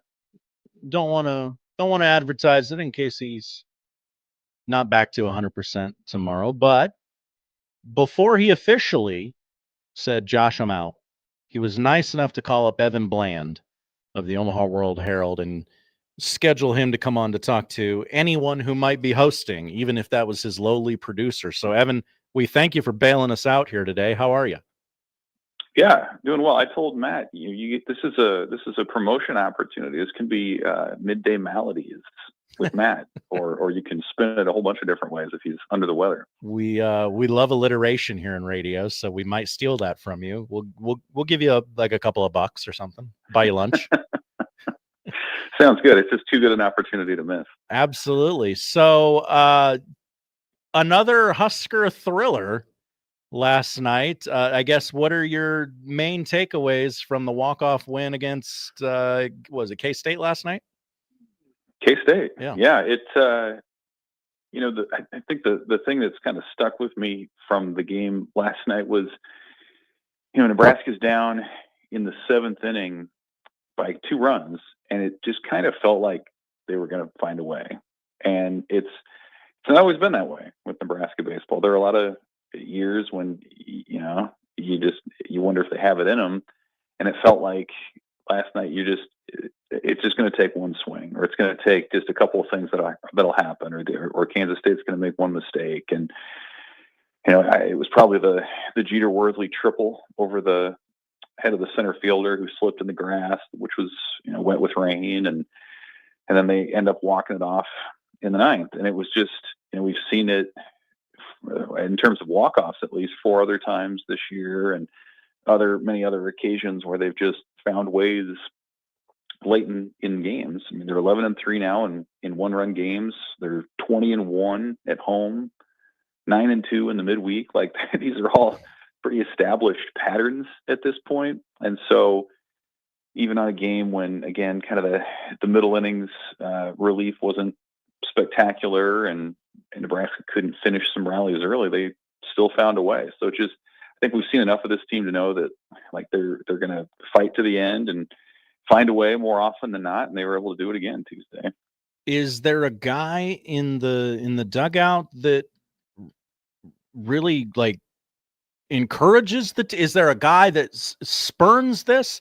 Because, as you said, in years past, this has not always been the case with Nebraska baseball. They get down, they're out. This team, there has to be somebody that's rallying everybody to these late inning heroics. Yeah, I mean, they have really solid leadership, senior leadership, from Dylan Carey and Joshua Overbeek to some of the younger guys. I mean, Will Jeski's become, I think, one of the kind of heart and soul pieces of this team. He's finally healthy and back in there regularly.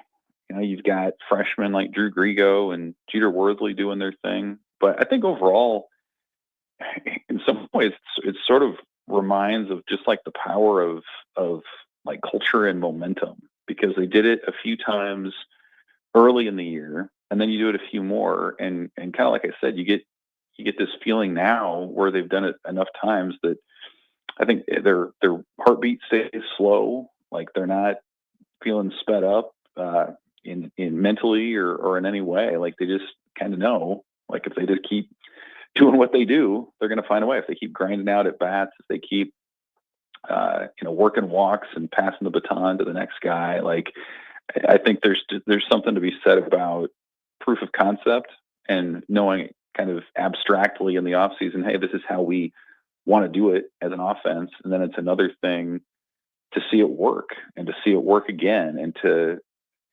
have that rush of the walk-off celebration and the post-game photo that they take whenever they win, and all these different things. So I think that's kind of where it is at this point. There's been sort of snowball effect, especially in the last, I would say, 2 or 3 weeks with some of these really emotional games they played, USC and Oregon and Creighton and Kansas.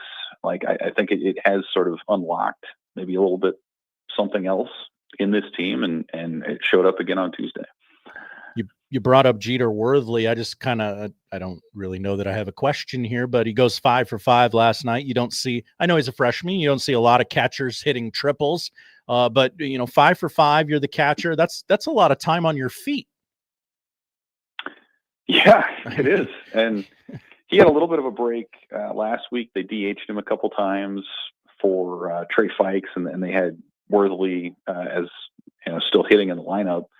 But he was pretty insightful, I thought, last night. Just kind of, I think a lot of freshmen have to go through that when you're playing a longer college season for the first time, when it's more of a strain physically and mentally than you're used to going through. And he had some stretches. Like, he didn't start off super hot in February. And I think there was a point in April there, or early April, when, he wasn't maybe producing at the level he wanted. But he said afterward last night, like, he's made some adjustments. He's getting around quicker on inside fastballs and reacting to off-speed pitches. And, like, that's just part of the process of, becoming a college athlete. And, I think I've said this before, but, like, I think some of the best teams, and this is true in a lot of sports, but I think especially college baseball, they have freshmen who you look back in a year or two and you say, wow, that guy ended up being really good, and he was playing as a freshman. I think Worthley fits that bill. I think Drew Grigo fits that bill.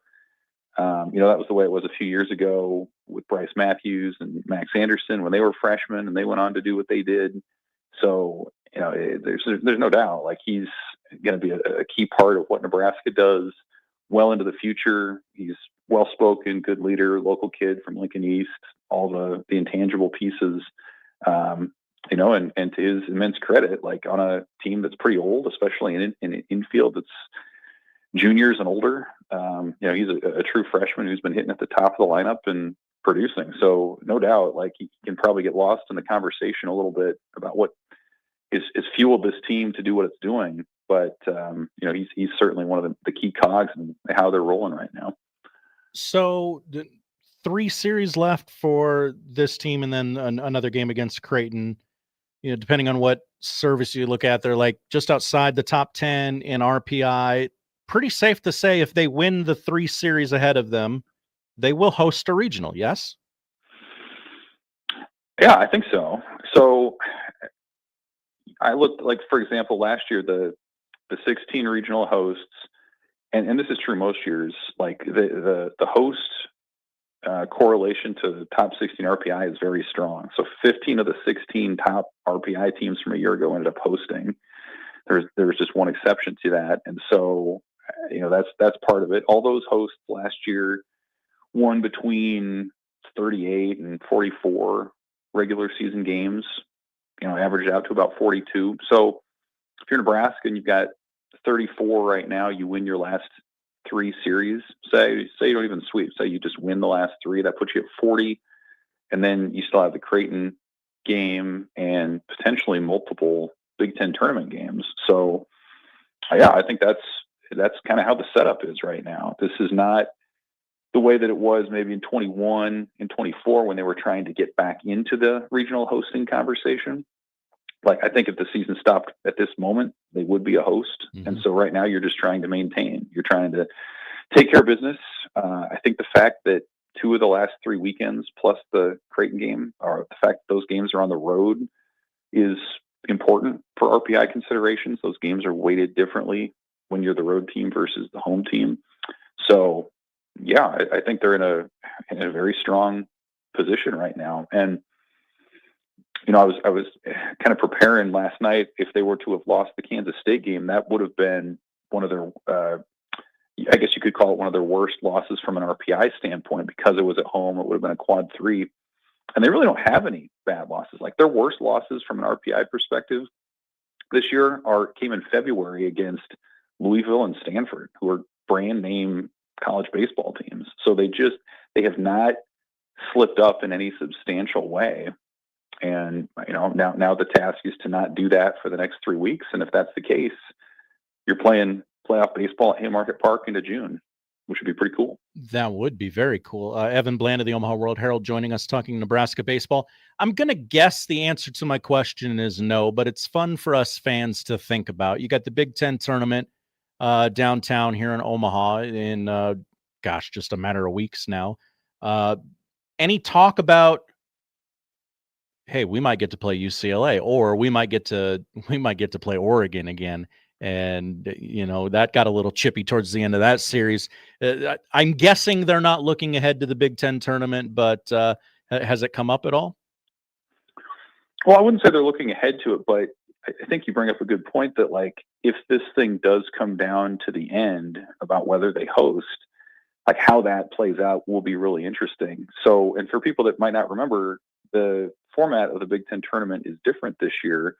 So if you're a top 4 regular season finisher like Nebraska almost certainly will be, then you don't play until Friday in a single elimination setting. And that was designed so it would limit the exposure that those teams have for taking a loss, assuming that they're well into the field and maybe in the hosting conversation. So, if Nebraska is on the bubble at that point, then you're going to for sure get one crack at somebody outside the top 4. So that's probably someone who's not going to move the needle too terribly much. But then beyond that, you'd have a potential semi and a final against, Oregon or USC potentially again. And then most likely UCLA in the final. And those games absolutely could make a difference if Nebraska is needing one more quality win to make a statement before those sites are announced. But, we don't have to imagine, right? Like we saw a year ago, what the setup was when Nebraska played UCLA for the Big Ten tournament title, and you had, whatever the number was, 15,000 people or so show up on a nice day for that. And so, we saw the excitement at Haymarket Park for the USC series. I'm sure we'll see it for the Iowa series. And then if there are any tangible stakes, or even if there aren't, like that's a rare opportunity for Nebraska to play a marquee opponent in its home state, and it could end up having a little bit of extra weight. There's no doubt. I know that in the regionals and the super regionals, it's all about matchup, a little bit of luck, but how good is this Nebraska team? How far can they go? I've watched them. They seem a lot better than Nebraska teams of even last year or the year before that. They seem pretty good to me, but I mean, you watch the team a little closer than me. Yeah, I mean, I cover the College World Series too, and so like I try to keep a general idea of like what's a profile of a team that can get to Omaha into late June. And I think generally balance is important. Like if you have a good defense, a top 20 to 30 ERA, and you can score in a bunch of different ways, like you have a chance. And it's baseball, right? And it's college baseball, so you never know how it'll shake out, and there's an element of randomness to it. But I think the fact that Nebraska does have so many different paths to victory has served it well. And you saw it even just over the course of the last week. I mean, they had a Sunday game at Illinois when they won a 3-hit shutout, and they can win slugfests, and they can rally late, and they can pull away early and hit for power or lay down a bunt. Like there's just a lot of different ways that they can do it. Whereas I think in some years when Nebraska struggled, there was a script. And if the game didn't go to script, then they were going to have trouble finding a way to figure it out. So, I think they have the lineup depth to do it. The pitching piece is probably the one area that you point to still and say you'd love them to figure a couple more things out here down the stretch. You need to figure out Friday nights, whether that's Cooper Katsky giving you a little bit more length, or how you piece together that element of it. So that's kind of where they are. And then I think the reason we talk about being a regional host, the reason that comes up so much isn't just because, hey, wouldn't it be neat to see Haymarket Park laid out with red, but also because the numbers tell you year in and year out, like if you are hosting a regional, your odds of advancing in the tournament are substantially higher. And so that's really what they're fighting for, is that home field advantage. And I mentioned their record at home, 20-1. So this is a program that hasn't advanced past regional weekend since 2005 when they went to the College World Series. And most of those regionals have been on the road since that time. So this is their chance to have that home field advantage and see if they can make a little history, the likes of which we haven't seen in about 20 years. Evan Bland of the Omaha World Herald joining us. I'll get you out of here on this, kind of looking at the sport from the 10,000 foot view here. Besides the teams in the top 10, like what's a team that you could see coming to Omaha this year? Is it, Kansas is just outside the top 10, or do you have your eyes on somebody? Yeah, I mean, Kansas has been red hot. That's certainly one of the Big 12 leaders. If you want a little bit of a deeper poll, I think UC Santa Barbara is a team that could be really interesting. They have a pitcher named Jackson Flora, who's probably going to be the top collegiate pitcher taken in the draft this summer. And so you're immediately on equal footing or better than anyone you play in the first round. And in those kind of settings, having that surefire ace is really key. Coastal Carolina, which was in the final last year, is an interesting team. They've had a lot of injuries. I was just about to ask. I was going to interrupt you. Are they getting healthy? Yeah, they are. They're okay. Their ace Cameron Fluke's coming back. Some of their big bats, and I think that's a team that I have often thought plays the way that Nebraska could play to get to Omaha. Like, there are a lot of teams, SEC teams and ACC clubs. These are lineups hitting 100 home runs, and north of that, tons of power arms. Coastal has great pitching, great defense, and timely hitting. They don't hit for a ton of power. They can advance runners, play small ball, clutch hitting, do these kind of things.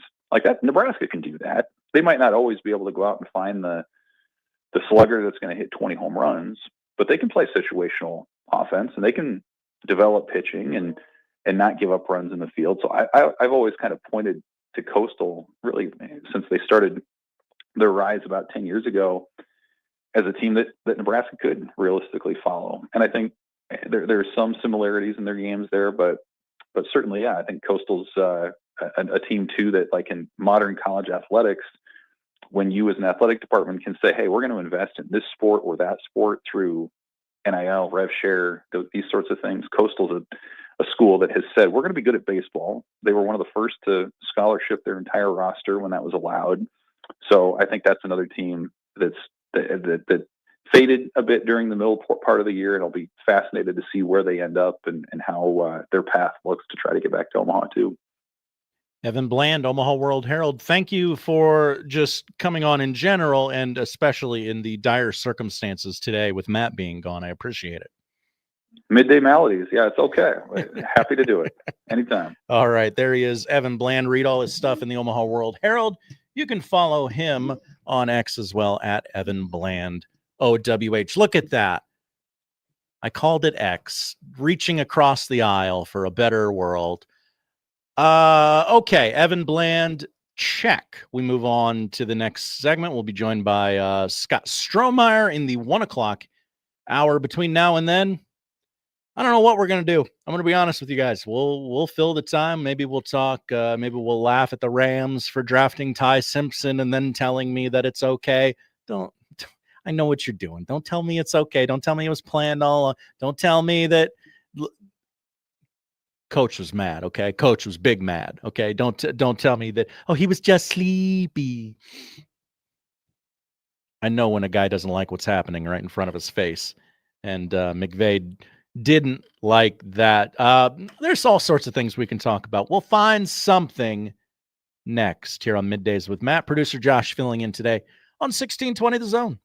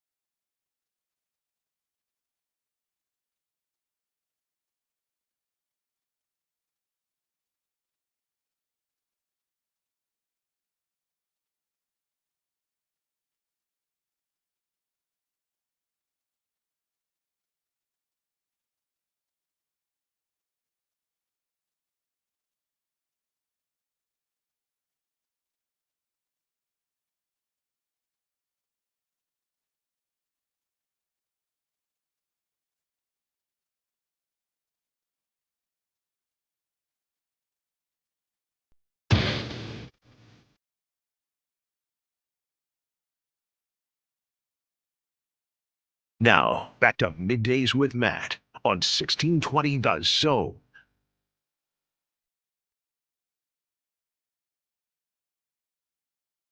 Middays with Matt back with you on 1620 The Zone. Thanks for joining me today. Matt's out sick today. He'll maybe be back tomorrow, maybe not. I don't know. Doesn't matter. We'll hold it down until he gets here. It is playoff season, as I'm sure you noticed from the award-winning segment I did earlier on the National Basketball Association, America's favorite sport. But no, it is playoff season, and we want you to, maybe you don't watch the games. Maybe this would help you watch the games. Maybe you love Friends, and watching games together, but you don't really have a place to watch those games together. Well, 1620 The Zone.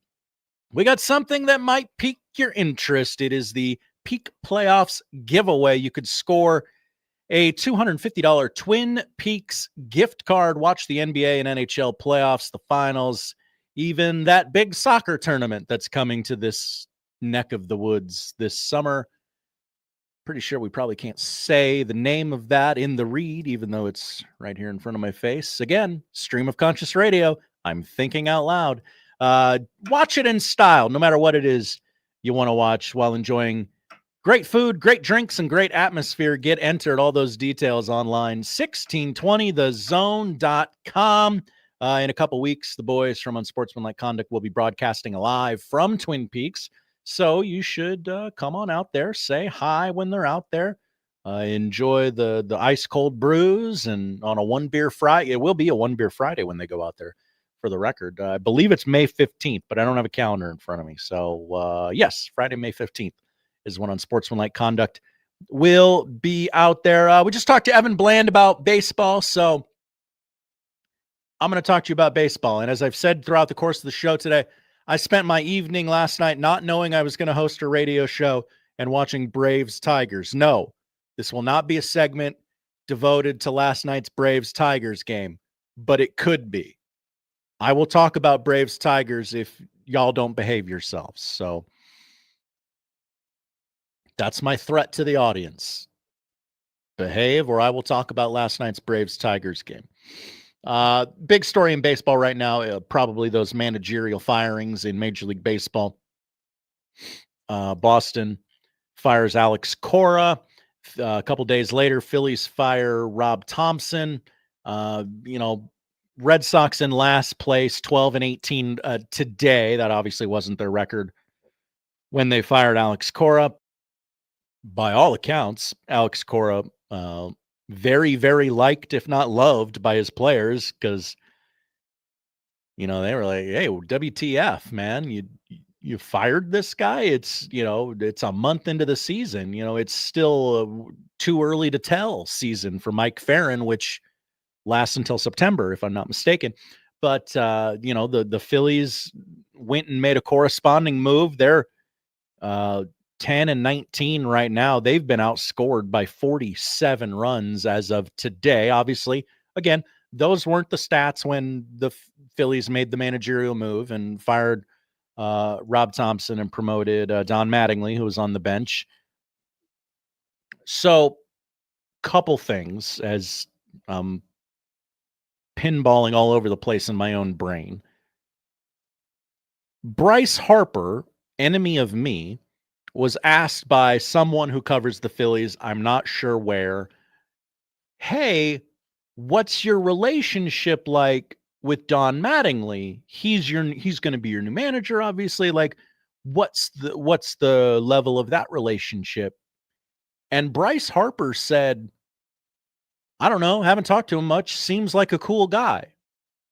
To which I would respond to Bryce Harper and say, you have Don Mattingly in the building. Like, I understand he's got a family, he's got a life, he's got, things pulling him in all different directions. This isn't actually an I hate Bryce Harper stream of thought. It's any baseball player. If any baseball player did this would be my opinion. Don Mattingly had 7,000 major league at bats. He has 2,100 hits in his big league career. you never, like, it seems like your response of, I don't know much about him, he seems like a cool dude, is code for, I don't know, I've never talked to him. Boy, you didn't tap that well of information for, like, hey, Don, could you look at my swing? Like, hey, like, I'm 1 for my last 19. You got any tips, Don? Like, I don't know, just kind of somebody I would, not lean on. But boy, if there was a guy with the nickname Donnie Baseball, that I could talk to each and every day, and his job was to make me a better baseball player, I'd probably call the guy nicknamed Donnie Baseball. Just my 2 cents on, I understand. I'm coming at it from a place of, I don't like Bryce Harper, so everything he says really irks me. But that seems pretty cut and dry. Like, man, Don, we're really struggling to start this season. You ever struggled to start a season? Like, I get it. Rob Thompson played baseball too. He's the leader. You want to go the way he's telling you to, but seems pretty obvious to little old me, who is also an idiot. So I don't know. Whatever. But the more interesting part of all of these managers being fired, and I'm sure all of you know, the Phillies fired their manager and offered Alex Cora, the recently fired manager of the Red Sox, the job because Dombrowski, the GM, and him have a very close relationship. They like each other. They're very familiar with each other. And it's like, hey, you want to come here? And Cora said, no, I'm going to go to Puerto Rico with my family this summer, which actually, yeah, that makes sense. Like, I couldn't imagine walking in cold to a clubhouse like a month. I'm going to call it a month into the season and say, hey guys, I'm the new skipper. Could you tell me all your names? Like, just a month into the season, like I can't parachute into a baseball team and fix them. Now, if there was a team you could parachute in and make better, it'd probably be the team with, Schwarber, Trey Turner, Bryce Harper, Omaha's Alec Baum. He hates it there, famously. But Dombrowski also said something interesting when, he credit to him. They were very upfront with, yeah, we fired Thompson. We offered the job to Cora. He said no. Like, so kudos to them for being very forthcoming. But he also said that he's getting calls for trades earlier than ever. Well, I mean, that's because you've fired your manager a month into the season. Your team is 10-19, and you have pieces, man. You have Schwarber, you have Harper. I understand those 2 contracts are probably too heavy to move, but like, you got real pieces on this team, and yeah, people are probably calling you, asking you about it. I'm sure Houston is getting calls for Yordan Alvarez. They're in last place. They're sitting at 11-19, wondering, I'm sure a lot of teams have been in this position over the last 20 years. How are the Athletics better than us? I understand. Astros, they're just 4.5 games back, but boy, it seems like that window's closed. They're 3-11 in road games, are the Houston Astros, and all the power in the world from Yordan Alvarez cannot save the Houston Astros right now. Again, 30 games into the season for the Houston Astros.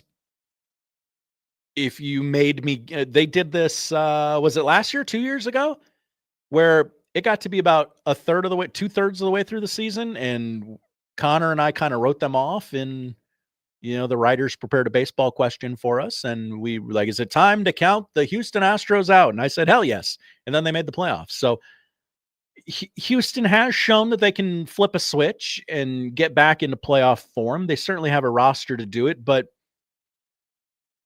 boy, that's a hell of a strategy. Hey, let's not win in April and then win all of our games in August. It'll work out great for us. And then there's the New York Mets of it all. Highest payroll in baseball, if I'm not mistaken. I could be wrong on that. I don't think I am, though. They also are 10-19, but they don't have the Phillies roster. They don't have a Schwarber. They don't have a Bryce Harper. They do have a Juan Soto for whatever that's worth. He has already spent some time on the IL. He's back now, but I mean, they don't have that great roster. They don't have that great rotation that, Philly has. So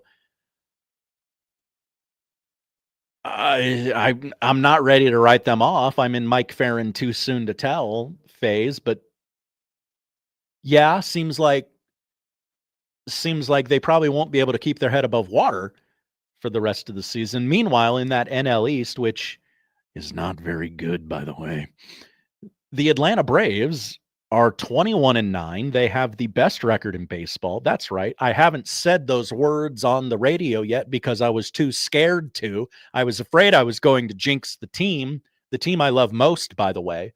And now I've gone ahead and said it because I've been forced to. If Matt McMaster was sitting across from me, we wouldn't have talked about any of this. And I could have kept my head down and the Braves could have kept winning. But today they have to face Tarek Skubal. And I just said that they're the best team in baseball. So you can chalk the Braves down for a loss today. I did that. That one's on me, Braves fans. I apologize. And the Braves are doing really awesome, even though Ronald Acuna Jr., widely believed to be their best player, has only 2 home runs and 9 RBI to start the season. I forget that whispering bit makes me cough a lot, so everybody remind me to not do that anymore. There's some rookies that you need to pay attention to. This is just going to be an extra segment of balls this week, I guess. The Travis points out the Twins beat Skubal earlier this year. That's right. Tarek Skubal. By the way, I don't like that we have to call him Tarek now. I was happier when it was Tarek. It's easier for my mouth to say for whatever reason. But anyway, yeah, Skubal's 3-2 this year. Got a great ERA, but he's going to need some help from one of these high-profile rookies this year, Kevin McGonigal. Great name, McGonigal. He's, the baseball guys. They love his approach. They love his swings. They love when he swings and when he doesn't swing. He's got good vision there at the plate. A couple other rookies to watch. I was going to do this on Friday. We're just kind of unloading the clip now as I want to talk about baseball because we just talked about baseball with Evan Bland. So let's keep the baseball going. Cubs rookie Moises Ballesteros. I believe I said that pretty close to right, if not right. Power coming around for him. That's kind of where they see him molding into when he's a fully developed baseball player. But not the most powerful rookie in Chicago. Munetaka Murakami of the White Sox. Whoa. Leads baseball in home runs with 12. I still not now. This one's on me. I didn't really do the research on this. This is the Japanese prospect. It's his first year playing Major League Baseball. He chose the White Sox. Like he got to this is where I'm going to lean on Connor or Mike to tell me how the process works. But he said yes to the White Sox. Was he mistaken? Did he mean the Cubs and was just oh, the team in Chicago? And someone said White Sox. And he's like, yeah, that must be it. Leads baseball with 12 home runs. I don't know what that means on a 13-17 ball club. I mean, the AL Central's weird, man.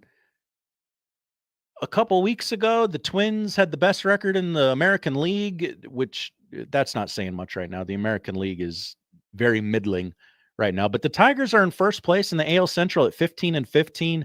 The Royals are last at 12-17. They're just 2.5 games out. So, I mean, you have a good weekend and you're back in first or close to it. But man, what a garbled up trash heap of a division, you could say.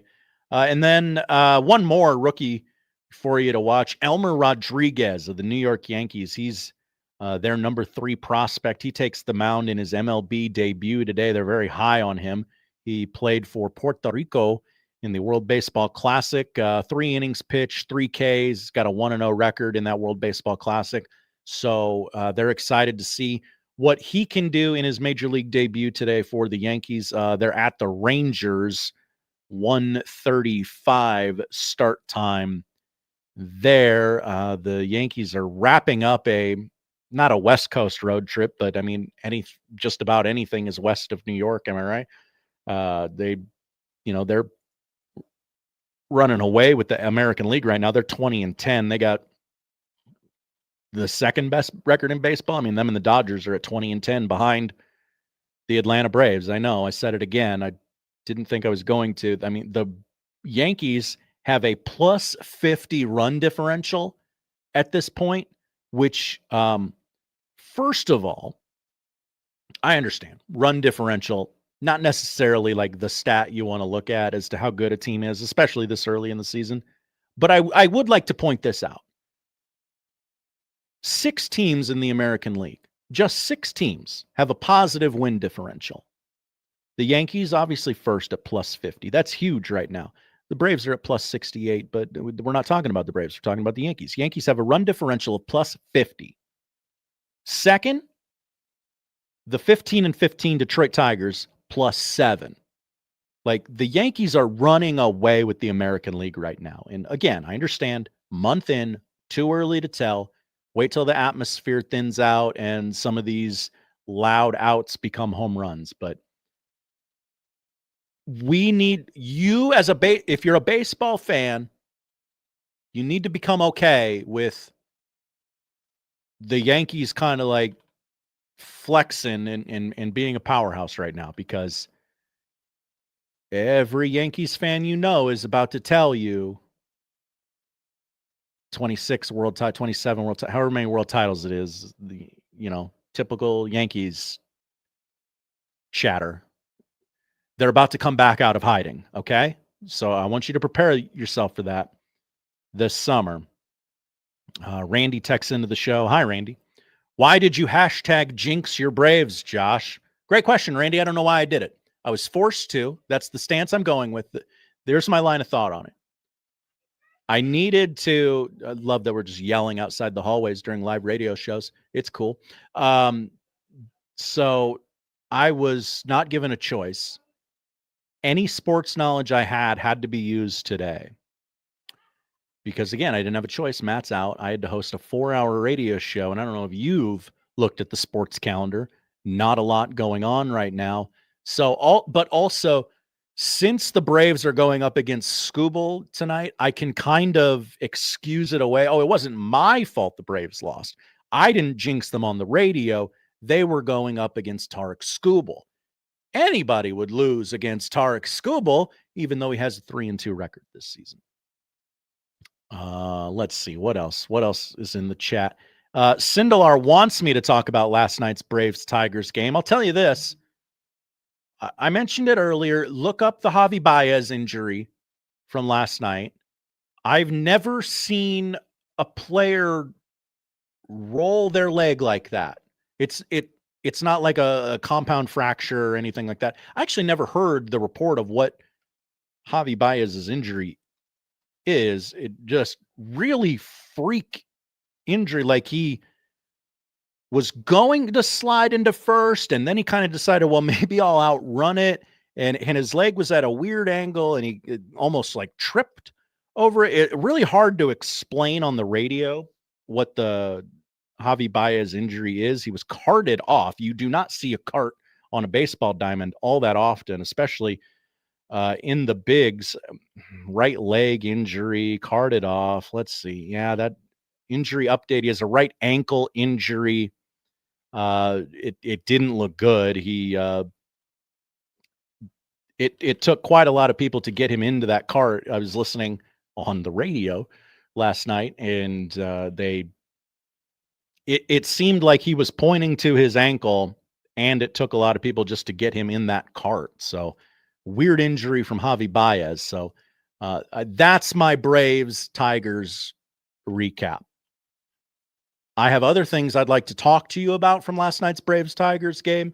Some of the weird places of production the Braves are finding right now with Acuna struggling. Some of the places that they're getting wins in the pitching rotation, in the bullpen. I'd like to talk to you about those things. But the audience in mass doesn't want to hear those things. They don't even want to hear about baseball, but that's where I could fill 20 minutes, and I did. So I thank you for obliging me with a baseball segment. You've obliged me with an NBA playoff segment. I don't have much Huskers things to say, but maybe we can dig up that news. Maybe we'll take a dance around the internet for some headlines in the next segment. Middays with Matt. Producer Josh filling in for you today. Hopefully Matt's back tomorrow here on Middays with Matt, 1620 The Zone.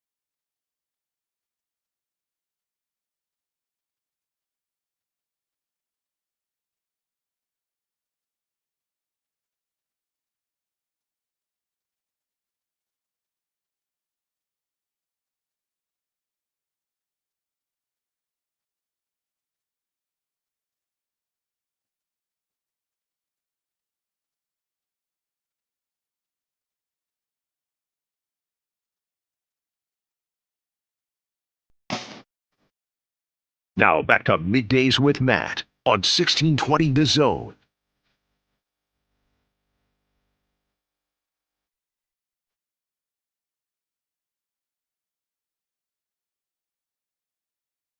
I got the TV all set up for day baseball. Excited wasn't the word I would use, but I was ready to watch Rays Guardians, and it's in a rain delay. I guess that happens. What a bummer. Okay. Couldn't watch it anyway. I'm hosting and producing, but I would have liked knowing it was there on the TV behind me. Just makes me happier with a little day baseball on it. It's not the Tigers. The Tigers play tonight against the Atlanta Braves at Truist. Tarek Skubal on the bump. But we're not talking baseball this segment. What are we talking about? I'm going to be honest. I don't really know yet, but we're here. So I'd like to start with this. If you've listened to this station for my time here, been here 4.5-ish years, 5, I don't know. Time's a flat circle. You know I like movies. If you've been to a movie theater in the last 3 years, you maybe haven't. That's okay. You should go. It's fun. Popcorn buckets seem to be all the rage. I swear I'm going somewhere with this. Popcorn buckets, all the rage. Movie theaters needed a way. They needed something that you didn't have at your home to get you to come to the movie theater. So popcorn buckets seem to be the thing that people have glommed onto. I understand if you haven't been to the movie theaters in 3 years, I'm speaking Greek to you. Popcorn buckets. Yeah, you get popcorn in a bucket when you go to the theater. No, these are designed as collectibles, like, I don't know, an example. I have one at home of Michael Myers. It's Michael Myers' head. The top pops off. You put your popcorn in there, and you eat popcorn out of Michael Myers' head. It's delightful. It's fun for the whole family. But the most creative, the most lavish popcorn bucket you can think of. I think for Fantastic Four, they did one with the villain of that movie, Galactus, who, if you're not familiar with comic book lore, that's okay. I'll help you through it. Galactus, big, tall, gigantic, as tall as a skyscraper type of villain. They have one that's his head.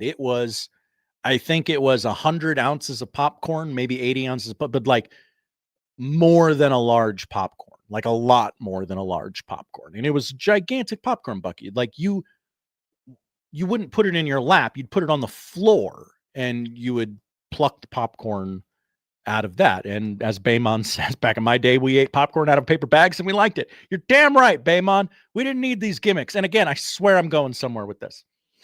For the 30th anniversary of Space Jam, that's right, Space Jam turns 30, which means the 20 Grand in Northwest Omaha, now the Majestic, is a building that is 30 years old, because I believe that was the movie. That was okay, what weekend are we going to open this theater? It's got to be something with a big, movie that people are excited about. If I'm not mistaken, and I don't believe I am, the movie was Space Jam, that they were like, this'll put butts in the seats. And they were right.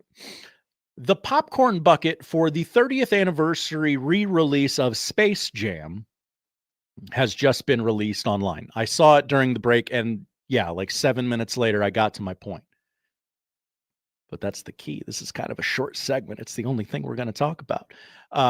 It's how to best describe this to the radio or podcast audience. Do you remember the game Hot Shot? Or it might be Hot Shots. I don't remember if it's plural or not. The basketball game. No, not the movie Hot Shots. No, not the movie Hot Shots Part 2. The little basketballs, and you put it on the plunger, and you flip the plunger, and it would shoot the basketballs, and you try and score. It's like a mini Pop-A-Shot, right? Like that's what Hot Shots the game was. That is the popcorn bucket for Space Jam, the 30th anniversary re-release. I believe Now, I only have a still image in front of me. I don't have a video. But it looks like you can shoot the little kernels of popcorn into the popcorn basket. Now, I don't know if there's a plunger for you to hit the finger and shoot the pop. You might have to shoot it yourself, is what I'm saying. But that's pretty darn cool. Good segment, everybody. So in an effort to find you headlines and things to talk about, I stumble, because my Twitter feed is different than your Twitter feed, which is different than that guy's Twitter feed. Mine has a lot of movies and a lot of sports, and they collided into this intersection, the 30th anniversary re-release popcorn bucket for Space Jam, which is something that I'm probably the only one that cares about. But you know what? As we say almost every day on Middays with Matt, we do 11 segments on this show every single day. 10 of them are for you. 1 of them is for us. I'm taking that's the one for me. I'm taking that one for me. You can have the other 10. When we come back, we will be joined by Iowa Western head football coach Scott Strohmeier, fresh off another national championship, fresh off of 6 former Iowa Western Reivers being taken in this weekend's NFL draft. That's a lot. More than other schools. Just saying. We will talk to the head Reiver about this Friday's spring game on campus at Iowa Western. We'll do it next here on Middays with Matt, 1620 The Zone.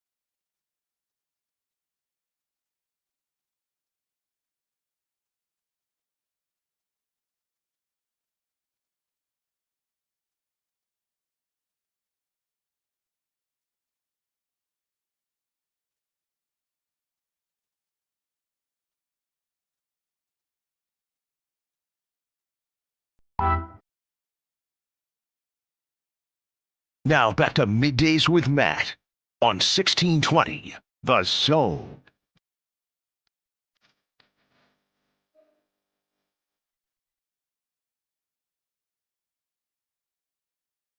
One o'clock hour here on 1620 The Zone, Middays with Matt. Producer Josh filling in for Matt today. Matt under the weather. Hopefully back tomorrow. We'll keep our fingers and our toes crossed that you don't have to put up with 4 hours of me tomorrow, because I've ran out of friends to bail me out. My last one is on the phone right now. Scott Strohmeier, head football coach of the reigning, defending national champion Iowa Western Reivers. Coach, that never gets old saying that. No, I don't. You don't mind hearing that for sure. I saw Indiana football released their championship rings this year. Did that give you any ideas? They put sand from the beach in theirs. We looked at those. They might have been maybe a little bit out of our budget, but those are pretty sweet. I don't know what we would get. What would we take from Texas? Like what would you put in there? I guess what there's that flower on all the like their hats and stuff. What is that? Yeah. I don't know. We could maybe figure something out. That's for the future. We'll maybe next time, because there will be a next time, right, Coach? Absolutely. Do people ask you that? Like, no one's ever just happy that you won one. It's always okay. Well, now we need to keep it going, right? Yeah, the expectations there, right? Yeah. So hopefully we can keep it going. Next season, I guess, begins Friday, 6:00. Your spring game at the John and Harriet Wiebe Complex, right there on campus. People forget there's a nice little football field there on campus. What can fans expect if they come out on Friday? Well, like I told our staff today, we've had a long spring. Our guys have worked extremely hard. Now the evaluations period has kind of been through, so this is more just to let them go play and let fans come and see them play ball, to get a outlook on maybe what Iowa Western looks like for next fall or going into the fall, but really an opportunity for these guys just to go out there and play. Like we put them through from a winter conditioning standpoint. We started our weight program, winter conditioning, the spring football practice. It's been a long time, I guess, and now it's just time for them to go and have some fun. And that's important because I talk to you all the time during the season, and you're very aware that you are keeping these kids from things from the 4th of July to Christmas. I know now the schedule's changed a little bit, but I mean, you seem more aware of that than other coaches who are like, well, that's just part of the game. You're mine from 4th of July to Christmas. I think you genuinely not feel bad, but like you're aware of it in a way that coaches aren't. For sure. I think you got to break it down in like different little categories, and from the 4th of July, we have a month, and then we start camp, and you really have about 2 weeks, and then you start the season, and then, hopefully you play into the middle of December, and then you go into recruiting. So each segment kind of breaks it up for these guys, and you have to with the expectations that we have and the standard, and I think some of these guys in the program, they understand that, right? If they've been here, and those guys have to teach the younger guys or the new guys, so to speak, kind of what the standard is, and that's how we do it, and so hopefully, like I said, it's been working. Hopefully we can continue to keep them online to what they need to do. 6 former Reivers taken in this weekend's NFL draft. I guess let's start there. What were your thoughts ahead of the draft and then during the draft? As I mean, there were 2 that were taken back to back. So, I mean, it had to be an exciting time in your house. What were your thoughts before the draft and as it was all happening? Well, before, we knew we had 4 guys in the combine. So obviously they have a shot, right? That they're being looked at, and you really don't know. It got into, right before I think Caden got, our first one drafted. Was it Caden, I think, who got picked first? And But going into that day, I was looking at, okay, every position and where our guys that were still available, where they kind of fell. And, we were talking about it Saturday before, and I was thinking for sure 2, hoping for 3, and all of a sudden getting 6. And it's so, I guess just going into it, you just don't know, the way how those things, I did talk to all of them prior to the draft. And, they, you meet with teams and, they have their kind of ideas and when potentially they're projected and all that. So we kind of, like I said, I was hoping, and they exceeded my expectations for sure. I guess when it happened at the end, I was kind of overwhelmed. I was like, oh my gosh, really? Like there was 6 guys that came through here and went. Proud of all of them. Got a chance to text them all. Had a chance to FaceTime a couple of them a day or 2 later. And just the biggest thing in all of them is how appreciative they were of their time at Iowa Western. I think was the biggest thing. You're happy for them and their family, but not everybody goes to a community college and then they're just trying to get to the next school and then get to the draft, right? And every one of those guys were appreciative of their time here, which makes you happy as a coach. Did you ask any of them I have this lifelong dream, not lifelong, you've only been a program for X amount of years, but I have this dream that someone on Sunday Night Football will say their name and then say Iowa Western. Did you lock any of them down for that? There's a few of them that, I put a little bug in their ear that one time. That would be cool. But all of them were, the thing is, all of them are so appreciative of the 4-year school that they went to, and we got a lot of publicity on the draft day, where Iowa Western was plugged numerous times, and, which I think just helps in general. But again, I think part of that is those guys in their interview process and meeting with teams, they talked a lot about their time at Iowa Western.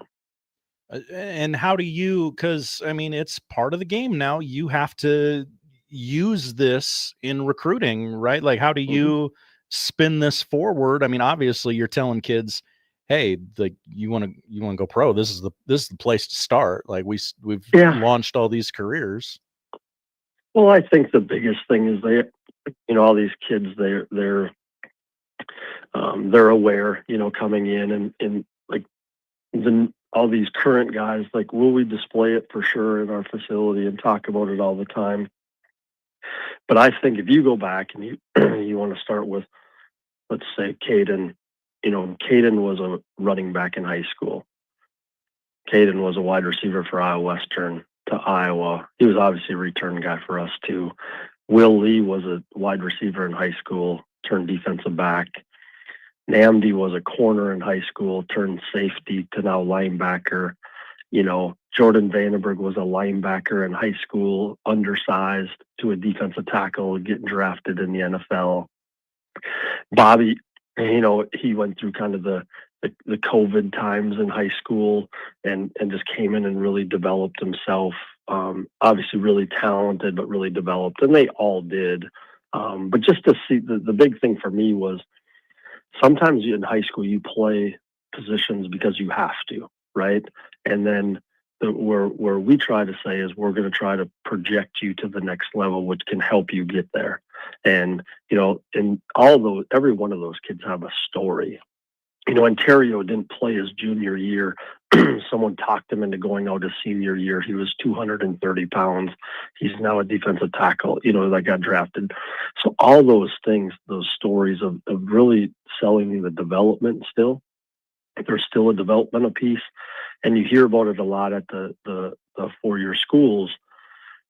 You don't have 5 years anymore to develop a kid, right? Because with the portal and everything. So there's still that piece that comes out of our, Iowa Western that, again, sometimes you play at a smaller school, sometimes you play out a position, but where can we kind of project you to the next level? How do you go about getting that buy-in from the player? Like, how do you, essentially convince them, no, this is the path for you.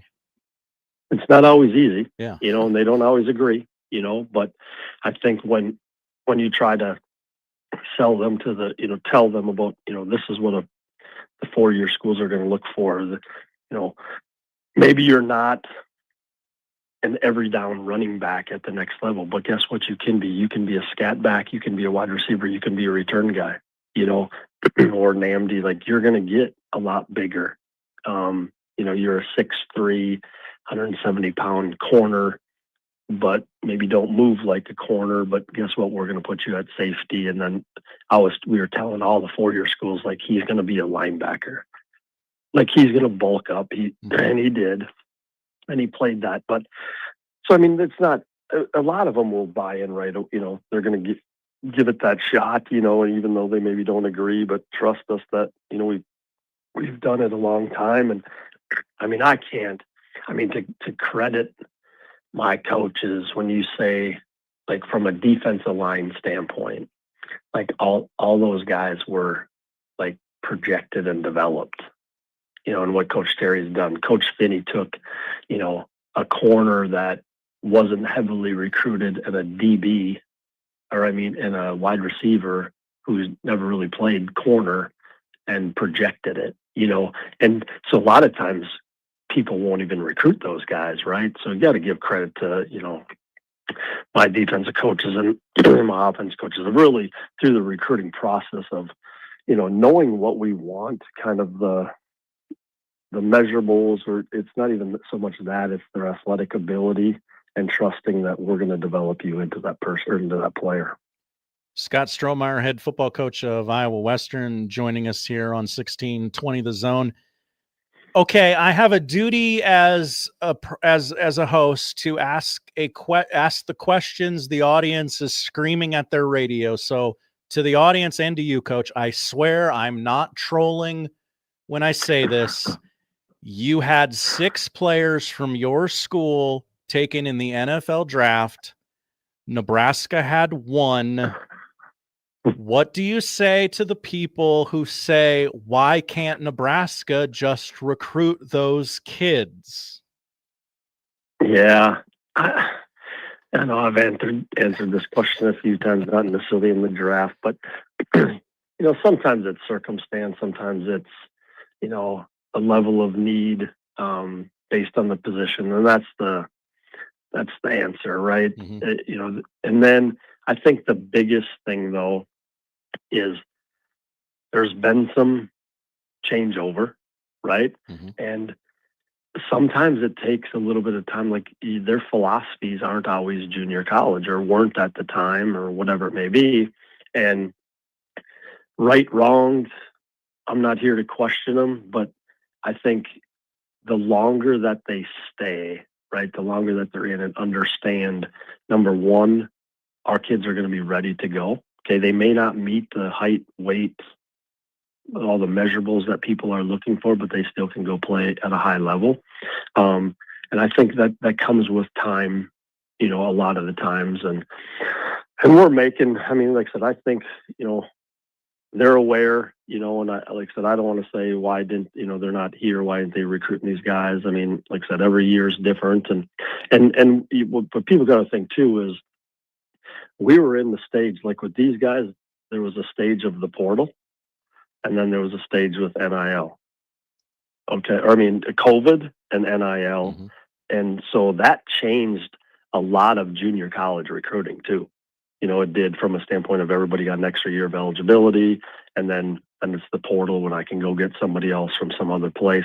So it's coming around, I think so. But I don't want to say like we hope that they do, and hope that our guys can go, to any place. We're trying to get them a better opportunity, a 4-year level that can help them go play, and hopefully we can continue to make progress. And you've talked about this before, and I think it's more important than ever.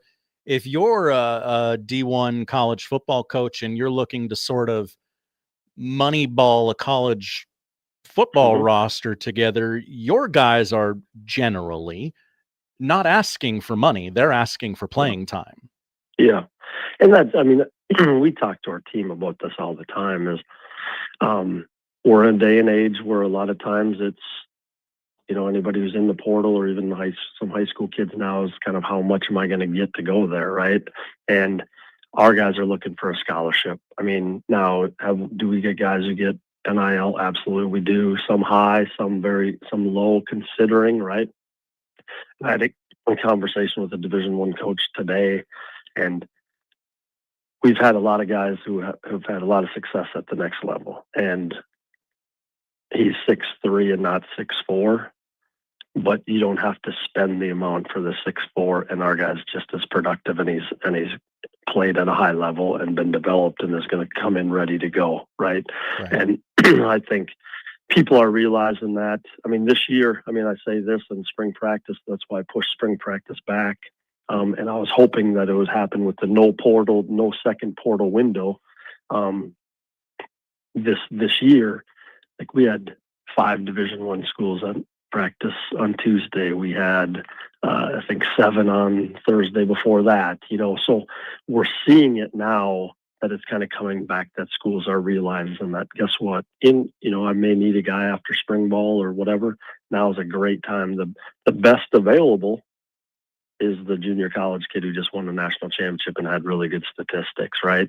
And so it's really opening the doors for something like Ashton Mazzone. He had very minimal offers in December. He committed to South Carolina, because he's one of the best available offensive linemen still available. And so we're seeing it happen a little bit more, and I think it'll continue to get back to, I don't want to say what it was in the past, before the COVID times, when we had a spring game.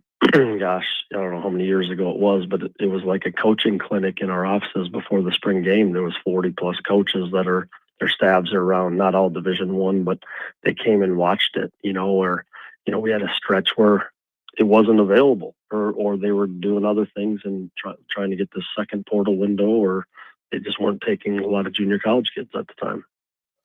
Percentage of your roster that's going to be at or play in Friday's spring game? Yeah, well, we do have a bunch of guys we're holding out. We've had some injuries. I think we're holding out 20 guys. Some of them injured, some of them just banged up, some of them we don't have to see. But I would say probably, 80% of our guys. Thing is, we're new. Like, we're going to be extremely new from a defensive standpoint. Really, there's 4 guys that, 1 guy that started some games, 3 others that played in games at some point. And offensively is where we're the most experienced on the O-line. We have 4 returning starters on the O-line, but a couple of them we're not going to play in the game. Our tight end who played last year, we're not going to play in the game. Other than that, everything's pretty much new, right? So it's going to give, with the transfers and then our redshirt kids that we had last year, an opportunity, like I said, to go out there and play and kind of showcase in a live situation, a game situation. Well, I'll get you out here on this. I don't even know if it's really a question. What a difference a year makes. I was at the spring game last year. A transfer out of Stony Brook, who I didn't even know had a football team, plays in your spring game. He wins the job. He plays, win a national championship, and now he's at Florida State. So, what a difference a year makes, right? Yeah, for sure. And I'll tell you, this one's coming out of spring. Like we knew how talented he was. And we had a 2-man battle. Yeah. And he ended up, winning it in fall camp, late in fall camp, and ended up being the guy. So coming out of spring, like I said, it's really just giving us an idea of who we can kind of expect to come in and compete and give us a chance again next year. I'm not naming a starting group, and Dylan Van Dyke from Omuscot's gonna, he's taking the 1 reps with one team, and Kalen Fisher's a redshirt kid taking the 1s with another team, and we've got 5 quarterbacks. But we're not going to name one out of spring. It's really what are they going to do in the summertime, and how are they going to prepare themselves for the fall, and there's lots of other factors that play into it, but it'll be interesting. I'm excited to see some of these guys though that, we expect to really contribute and just, like I said, give them an opportunity to go out there and play.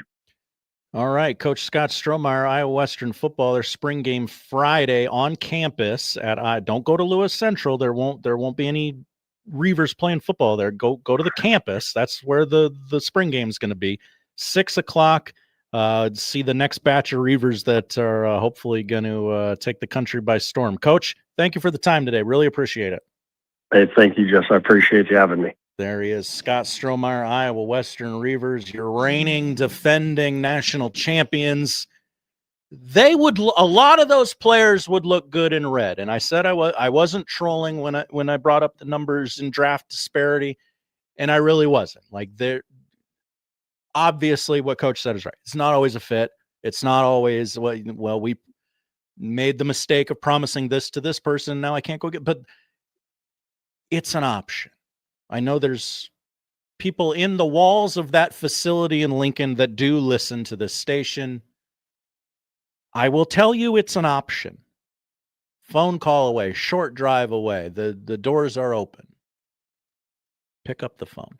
Okay, so we got one more segment to do before what to watch. I'll pick a dog of the day and watch. It'll win, and I'll have a 1-0 lifetime record, and I'll be able to hold that over Matt McMaster's head for the rest of eternity. Okay,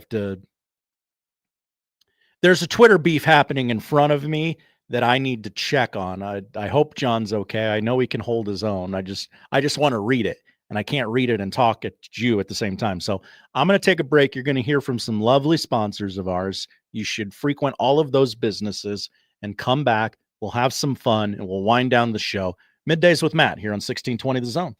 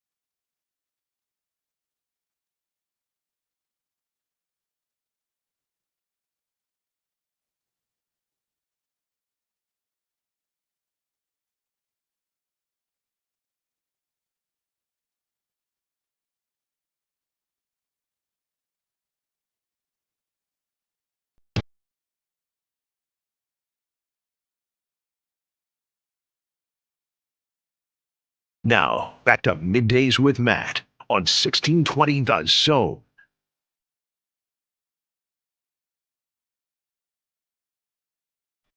$16.20 The Zone, Middays with Matt. Not a lot of show left, so we'll get through it together. Producer Josh producing and hosting here as in the YouTube chat. Good group in there today, as always. Theo describes my performance today. Otani-esque. I'm a dual threat, baby. What's the saying? Jack of all trades, master of none. Yeah, that's probably a good way to describe me today. Thanks to the guests we had on the show today, Evan Bland and Scott Strohmeier, for coming on the show on such short notice. Jon Walker, he's always on Wednesdays, and he joined us today. He was nice enough to not say I asked any stupid questions, even though I'm almost assuredly asked stupid questions of him. Big news for Nebraska basketball fans during the break. It became official. Signed is the graphic. Trevon Lenhart from Utah Valley joins Nebraska men's basketball. So we have kept you abreast of what is happening in the world on the show today, which is our goal. You know, you spend 4 hours with us, you should get to take away something, some piece of knowledge. But the YouTube chat helping me out today, as I said. Sindelar. Oh, this is Sindelar. This, okay. Even better. Didn't read who said it, just liked that they said it. Home stretch, Josh. You got this. I feel like it's movie time. Top 5 worst 90s movies. I don't have a definitive list prepared or anything like that, but we can probably navigate our way through this. If you'll bear with me a moment. Okay, we can figure this out together. And by together, I mean me. I will not go in any order. I will just name 5 because I don't really have all of the organizational skill sets to do this while I'm talking to you. Wow.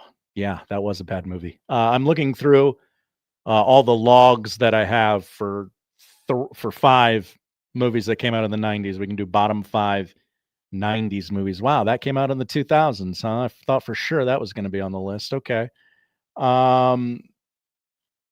Again, 5, no, not in any order. No 5, 4, 3, 2, 1. We're just going to name 5.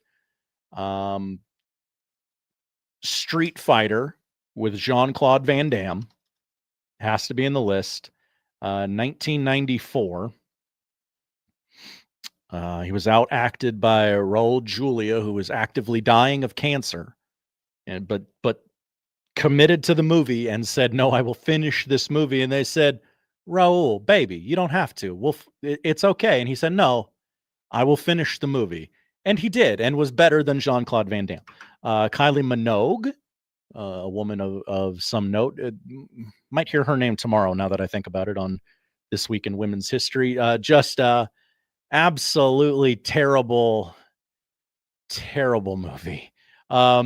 One of the 5 worst movies of all time came out in the 90s. It is the sequel to Mortal Kombat Annihilation, which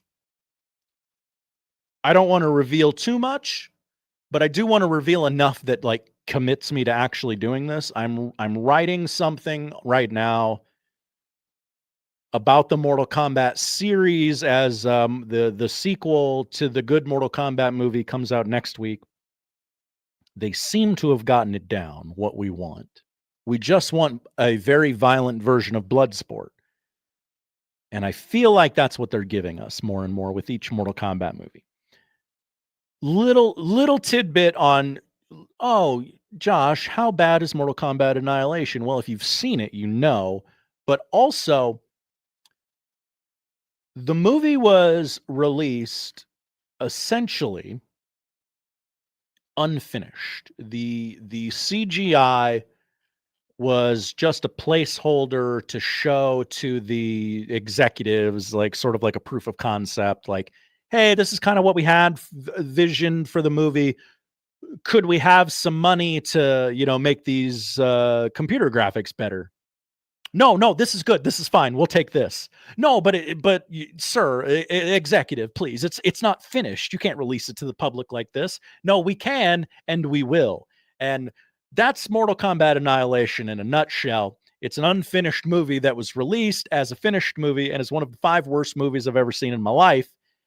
So it is absolutely one of the 5 worst movies in the 90s.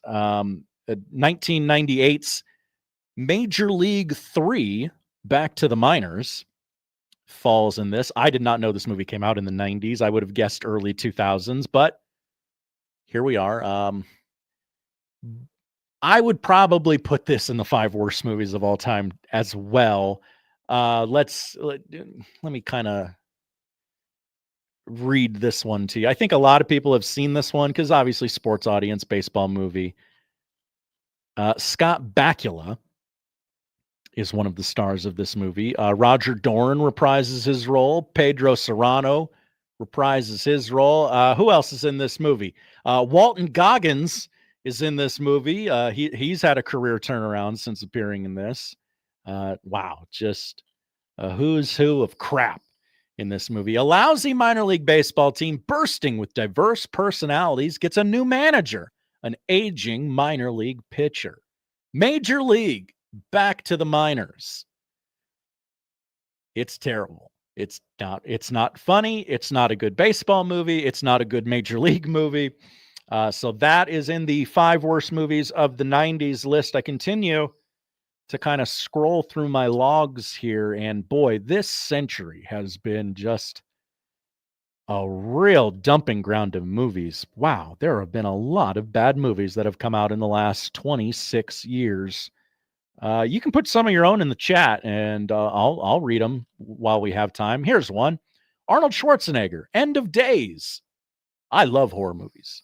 I love Arnold Schwarzenegger movies. I don't know that this is necessarily a horror movie. It's horror adjacent. It's a dark thriller, I guess. I'll read you the plot, if you can call it that. An ex-cop must prevent a woman from bearing the Antichrist. Arnold Schwarzenegger stars. Who was the opposite? Robin Tunney? CCH Pounder is in this. I love her. She's normally terrific. Not in this. Kevin Pollak, normally terrific. Plays a man named Chicago. So there's your Chicago reference for the day on Middays with Matt. Udo Kier. He pops up in a lot of movies that are fun, bad movies. He's in this. He plays head priest. Okay. That's a good one. Okay, I got one more, right? One more. Wild Wild West. Will Smith, Kevin Spacey. Huge summer movie. First of all, this movie is straight up racist. Can't believe we allowed some of the language that's in this movie. I understand we're telling a story, but boy, sort of gleefully used a few words a few too many times for my taste. But if the thing about Wild Wild West that I find fun and interesting, Kevin Smith tells this story of working with, it had to be Warner Brothers who made this movie, right? Doesn't matter. The studio. I think it's Warner Brothers. There's this, and I'm not going to do the story justice. Seek it out. The way Kevin Smith tells it, it's 30 minutes and it's terrific. There was this giant metal spider that they were going to use in Wild Wild West and didn't, or used, and the head of the studio that made Wild Wild West loved the spider and wanted to reuse it. Anyway, Kevin Smith is writing a Batman movie, a Superman movie, something like that, a superhero movie. And he tells Kevin, hey, buddy, you got to use the big metal spider. And Kevin goes, oh, okay. Yeah. Yep. No, we'll do that. Not thinking the studio head was serious about, no, I am requiring that Superman or Batman, whoever it was, I think it was Superman, is going to have to fight a big metal spider. And he turns in the draft. Here's my movie. Here's my treatment of the movie. Here's the script. I'd love for you to read it. Give me your notes. And he goes, Kev, buddy, we talked about the big metal spider. I don't see it in this script. I'm going to need that big metal spider in this movie. We paid for this big metal spider. It's really cool. You should use it. It would be great. Kevin Smith disagrees, but it's the studio head. He's going to greenlight or not greenlight your movie. It's never called red light, by the way, as I'm, stream of conscious radio. It's never, well, I'll red light your movie, but it's always I'll greenlight your movie. It's like overwhelmed. You're never underwhelmed. Well, I guess that is a word. Again, stream of conscious radio. But anyway, big metal spider. He's got to use the big metal spider. He writes it into the movie. The movie's terrible. Ultimately never gets made. And Michael Severe helping me out as he's been like the good little angel on my shoulder all day long, helping me out. And he says, no, they wanted to use the spider in Superman movie. Then years later, they used it in Wild Wild West. Thank you, Michael. So they had this big metal spider laying around that they were going to use in a Superman movie, and they ended up putting it in the end of Wild Wild West. It's sort of the big bad of, because Kevin Kline in this movie in Wild Wild West is an inventor, right? And he invents this big giant spider to trap Will Smith, who he calls a word that he probably shouldn't have called anyone in 1997, but it's neither here nor there. I mean, it was a big movie with a soundtrack and children went and see it. Probably shouldn't have done that, but neither here nor there. Okay, so those are my 5 worst movies of the 90s. Wild Wild West, let's see if I can remember them all. Wild Wild West, End of Days, that's probably the one I would change if I could, but we're just kind of doing it on the fly here. Major League 3, Mortal Kombat 2, and what was my 5th one? Anyone remember? Anyway, I was trying to recap the segment for everybody who may be wondering what it is we're doing here, but there you go. Street Fighter. That's right. Street Fighter was the other one that I had. Now we go to the YouTube chat for some of yours. I think this is Bad Takes Doug with a great take. Caddyshack 2 is the only movie I've ever walked out on. Horrible. It is horrible. If you're the walking out of a movie type, that's a fine one to do it. I'll tell you this, Doug, if you never went back and watched it, you didn't miss anything. Anything with Steven Seagal, says Juan Claude Van Layden. Interesting. Kevin in the chat, Major League 3, Back to the Minors. Michael Severe adds, Ghost Dad and Showgirls. Someday, I am going to write something about Showgirls, because I think they knew what they were doing. And I think they made a great movie, or at least an enjoyable movie. Alex Sindelar, whose idea this segment was, direct all your hate towards him. Did any of the Leprechaun sequels come out in the 90s? I caught one at a hotel and I couldn't stop watching it. Ultimate Fun Bed. Yes, many of the Leprechaun sequels came out in the 90s. They are fun bad. The first one came out in 1993. It has Jennifer Aniston pre-nose job. A lot of people get offended when I say that. I'm not. It was a good decision.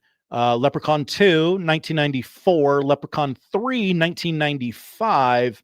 I'm trying to find the one the one where they go to Vegas is my favorite one. I think that's Leprechaun 3. Yes, it is. Leprechaun 4 in Space came out in 1997. That not starred, but prominently featured Heidi from the sitcom Home Improvement in it. And then Leprechaun in the Hood came out in 2000. Those are all great selections for entertaining bad movies. Let's see. We are going back to the chat after that. Severe has more. It's Pat. Boy, I haven't seen It's Pat since the late 90s. I'd be interested how that holds up. My guess is not well. He also adds Batman and Robin, which it's a bad movie, but I've come around to enjoy it. Leonard Part 6. Yeah. You could put a lot of Bill Cosby movies in on this list. So I thank you, audience, for playing along with me in that segment. The top, I guess, bottom 5 movies of the 90s. I just kind of threw it together. Hopefully you enjoyed it. And if not, it's over. So what the hell do you care? We come back. We'll land this plane. What to watch? I'll pick a dog of the day that will surely win, and I'll hold a 1-0 lifetime record over Matt McMaster.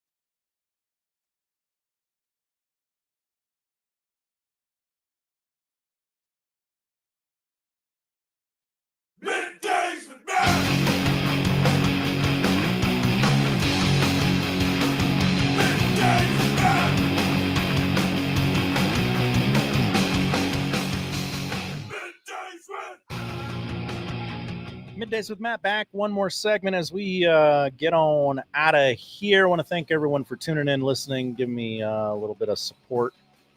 Today, we end it with what to watch. NBA playoffs, Magic at the Pistons, 6 o'clock on Amazon Prime. For some reason, Magic lead that series 3-1. Series tied at 2 in Cleveland. Raptors, Cavs, 6:30 on ESPN. It's followed at 9 o'clock by Rockets, Lakers. Lakers could close out the Rockets with a win tonight. NHL playoffs, Canadiens take on the Lightning, 6 o'clock on ESPN2. That series tied at 2. Philly has a home game against Pittsburgh. They lead the series 3-2, 6:30 on TNT. And the Utah Mammoth and the Vegas Golden Knights play a game 5 tonight. Series tied at 2. 9 o'clock on TNT. Major League Baseball, 4 games going on right now. MLB Network has Rays, Guards. They'll have Giants, Phillies tonight. And nothing on national linear basic cable, whatever you want to call it. Let's see if there's anything interesting outside of sports to watch. There's not, so we'll skip over that. We'll give you the dog of the day. I won't play the theme song because we got to hurry up and get out of here. I don't like any of the dogs in the NBA today. NHL, I guess I'll take the Utah Mammoth to win. Plus 134 on the FanDuel Sportsbook. And in baseball, I'll give you a dog there too. Logan Webb pitches for the Giants today. They are at the Phillies, who are not doing very well. The Giants are plus 126 to win that baseball game tonight. We'll see how I do compared to Matt, who is hopefully back tomorrow. If not, somebody will be sitting in this chair. Maybe it's me again, maybe not. Either way, the crossover with our friends from Unsportsmanlike Conduct coming up next.